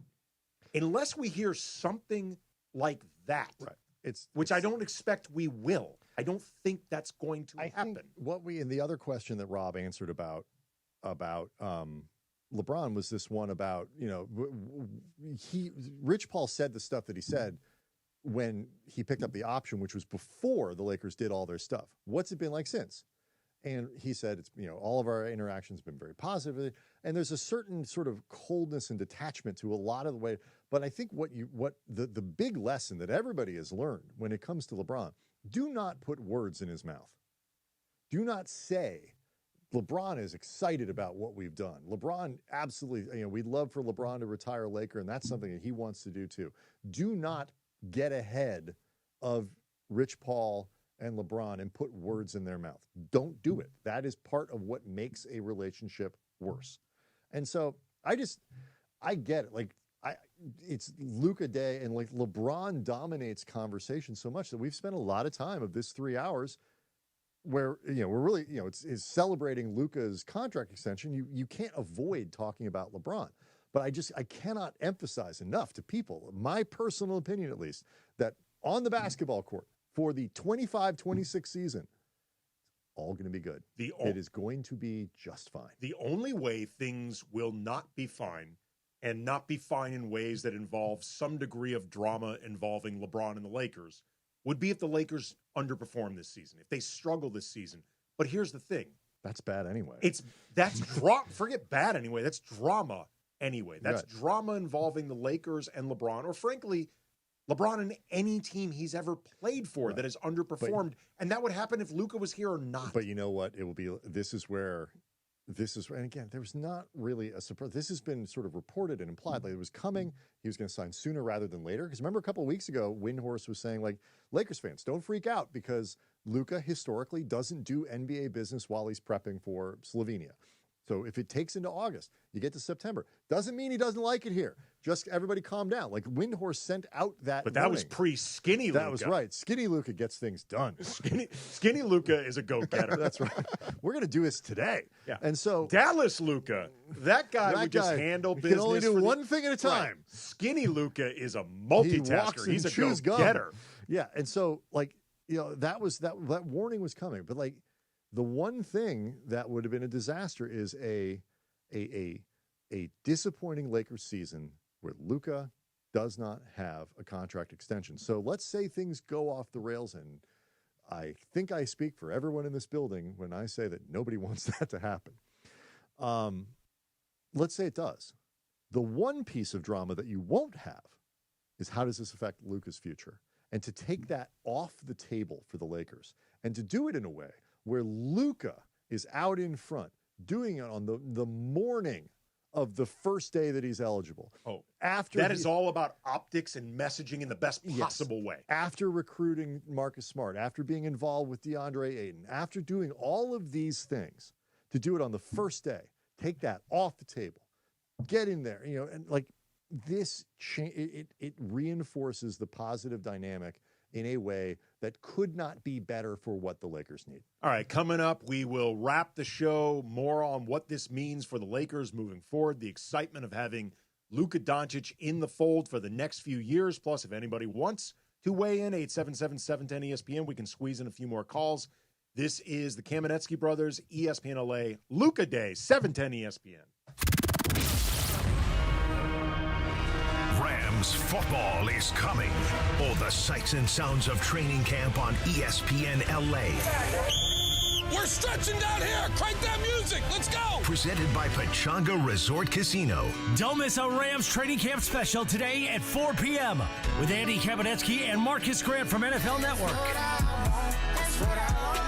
Our Rams training camp special today at 4 p.m. with Andy and Marcus on your home of Rams football. Waba Grill is an LA original, so we've got to keep it real. Real fresh with our Asian-inspired menu that's grilled to order every time. Take me up and never put me down. Real quality with our marinated proteins like hormone-free chicken, ribeye steak, wild-caught salmon, and shrimp. Enjoy $5 happy hour weekdays after 3 p.m. with our 5-piece pork veggie dumplings and a value-sized premium beverage drink like our tangy passion fruit lemonade. Waba Grill, keeping it real every day for you. The Shoresy Fall Classic returns. Join the cast of the hit TV show Shoresy as they take on NHL alumni from the Los Angeles Kings. December 14th, 3 p.m., Crypto.com Arena. On sale now at AXS.com. And we're live here outside the Perez family home, just waiting for the... And there they go, almost on time this morning. Mom is coming out the front door strong with a double-arm kid carry. Looks like Dad has the bags. Daughter is bringing up the rear. Oh, but the diaper bag wasn't closed. Diapers and toys are everywhere. Ooh, but Mom has just nailed the perfect car seat buckle for the toddler. And now the eldest daughter, who looks to be about 9 or 10, has secured herself in the booster seat. Dad zips the bag closed, and they're off. But looks like Mom doesn't realize her coffee cup is still on the roof of the car. And there it goes. Oh, that's a shame. That mug was a fam favorite. Don't sweat the small stuff. Just nail the big stuff. Like making sure your kids are buckled correctly in the right seat for their age and size. Learn more at nhtsa.gov/the right seat. Visit nhtsa.gov/the right seat. Brought to you by NHTSA and the Ad Council. Some people won't give you the real talk on drugs, but it's time we know the facts. Fentanyl is killing people. It's a powerful opioid, often made illegally and commonly mixed with illicit drugs. It can even be pressed into counterfeit pills that resemble prescription medications. Just 2 milligrams, about the size of a few grains of sand, could potentially be lethal. This isn't an ad to scare you, but it is an ad to make you think twice. Get the facts. Go to realdealonfentanyl.com. This message is brought to you by the Ad Council. Every second counts in a poison emergency. That's why Poison Help is standing by 24/7 to provide free assistance in over 100 languages. Save Poison Help as a contact in your phone today. Poison Help. 1-800-222-1222. And it is a Kamenetsky Brothers Saturday special on ESPN LA, on 710 ESPN, the all-new ESPN LA app, and on YouTube at ESPN Los Angeles. Once again on this Saturday, back to the Kamenetsky Brothers. For the love of money. Okay, we get it. Luka got paid. My God, every single bump has been Luka's money.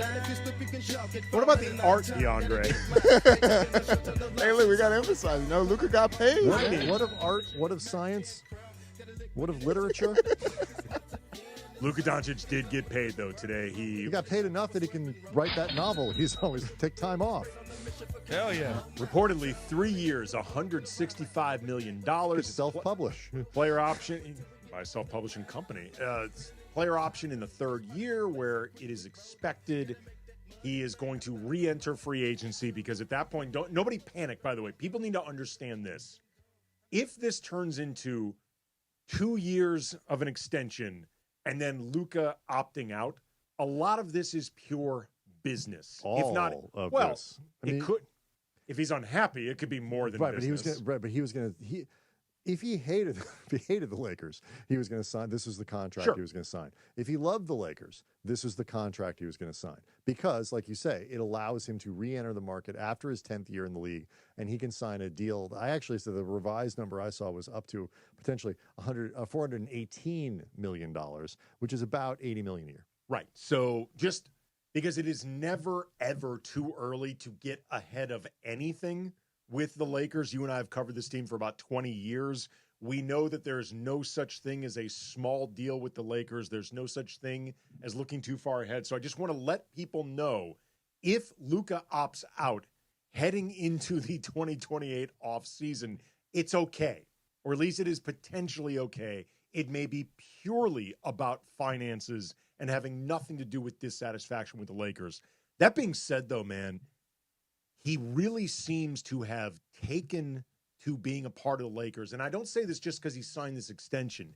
It's very clear that with the skinny Luka stuff and the reinvention of his body and leaning out and getting more shredded, he very outwardly built that up to where we are now today. Like, this was all part of Luka week in New York and in Chicago and doing the rounds. Like, he was on the Today Show. Like, he has been raising his visibility leading up to today.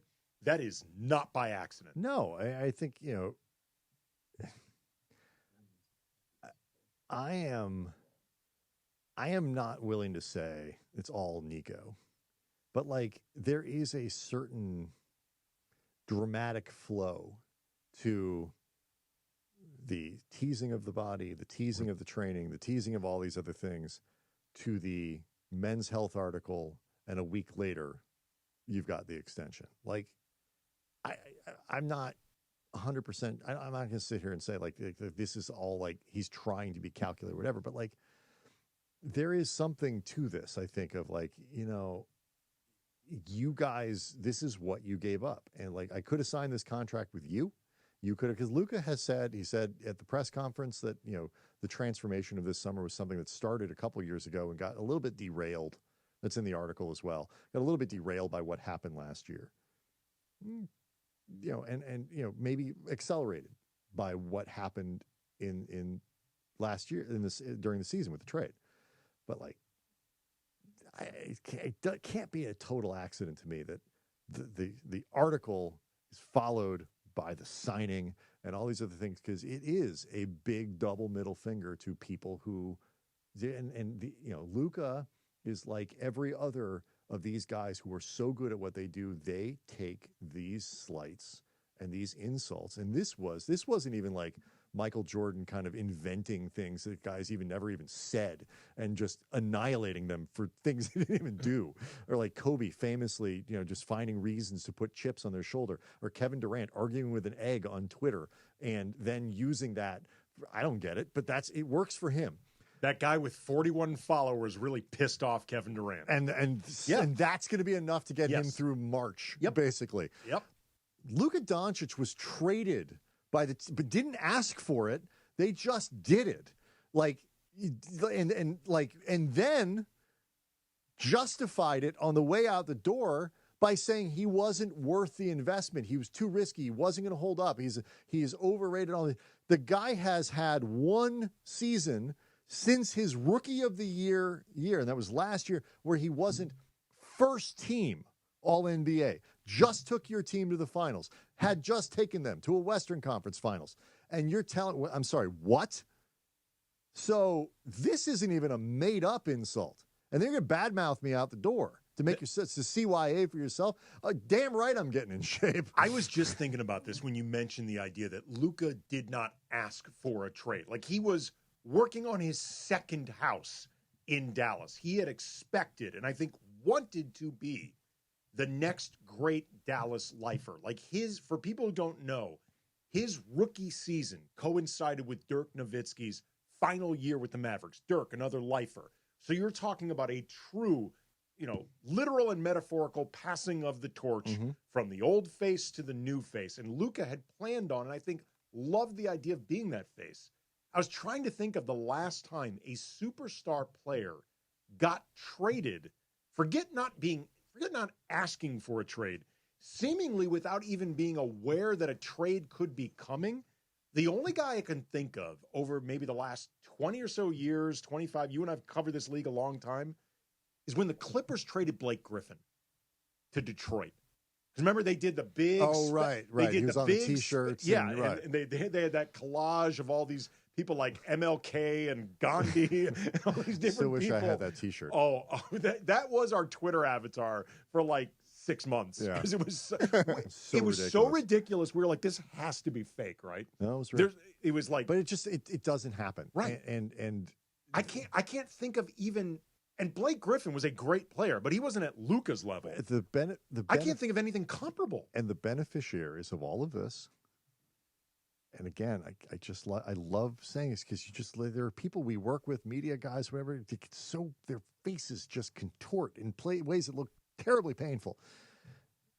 The beneficiary of all of this are the Los Angeles Lakers. Like, how are we getting out of this mess? We're in a bit of a pickle here, guys. Oh, 26-year-old Luka Doncic. No Hell problem. yeah. Pickle undone. Yeah. I mean, one of the big issues I think the Lakers had with the LeBron AD era right before it ended was good. It was not great. What do we do? We don't know how much longer LeBron's going to be playing because he's giving us no indications of it. Anthony Davis is already at the tail end of his prime. There's some redundancy between the two of them. They're not as easy to build around as they used to be. We don't know what to do. Oh, here's our new plan.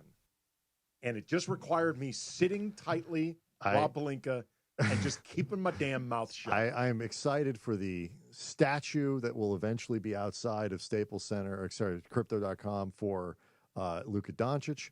I am equally excited by the accompanying statue that will be outside Crypto.com for Nico Harrison. All right, thanks to everybody for listening. I'll be at Rams training camp in about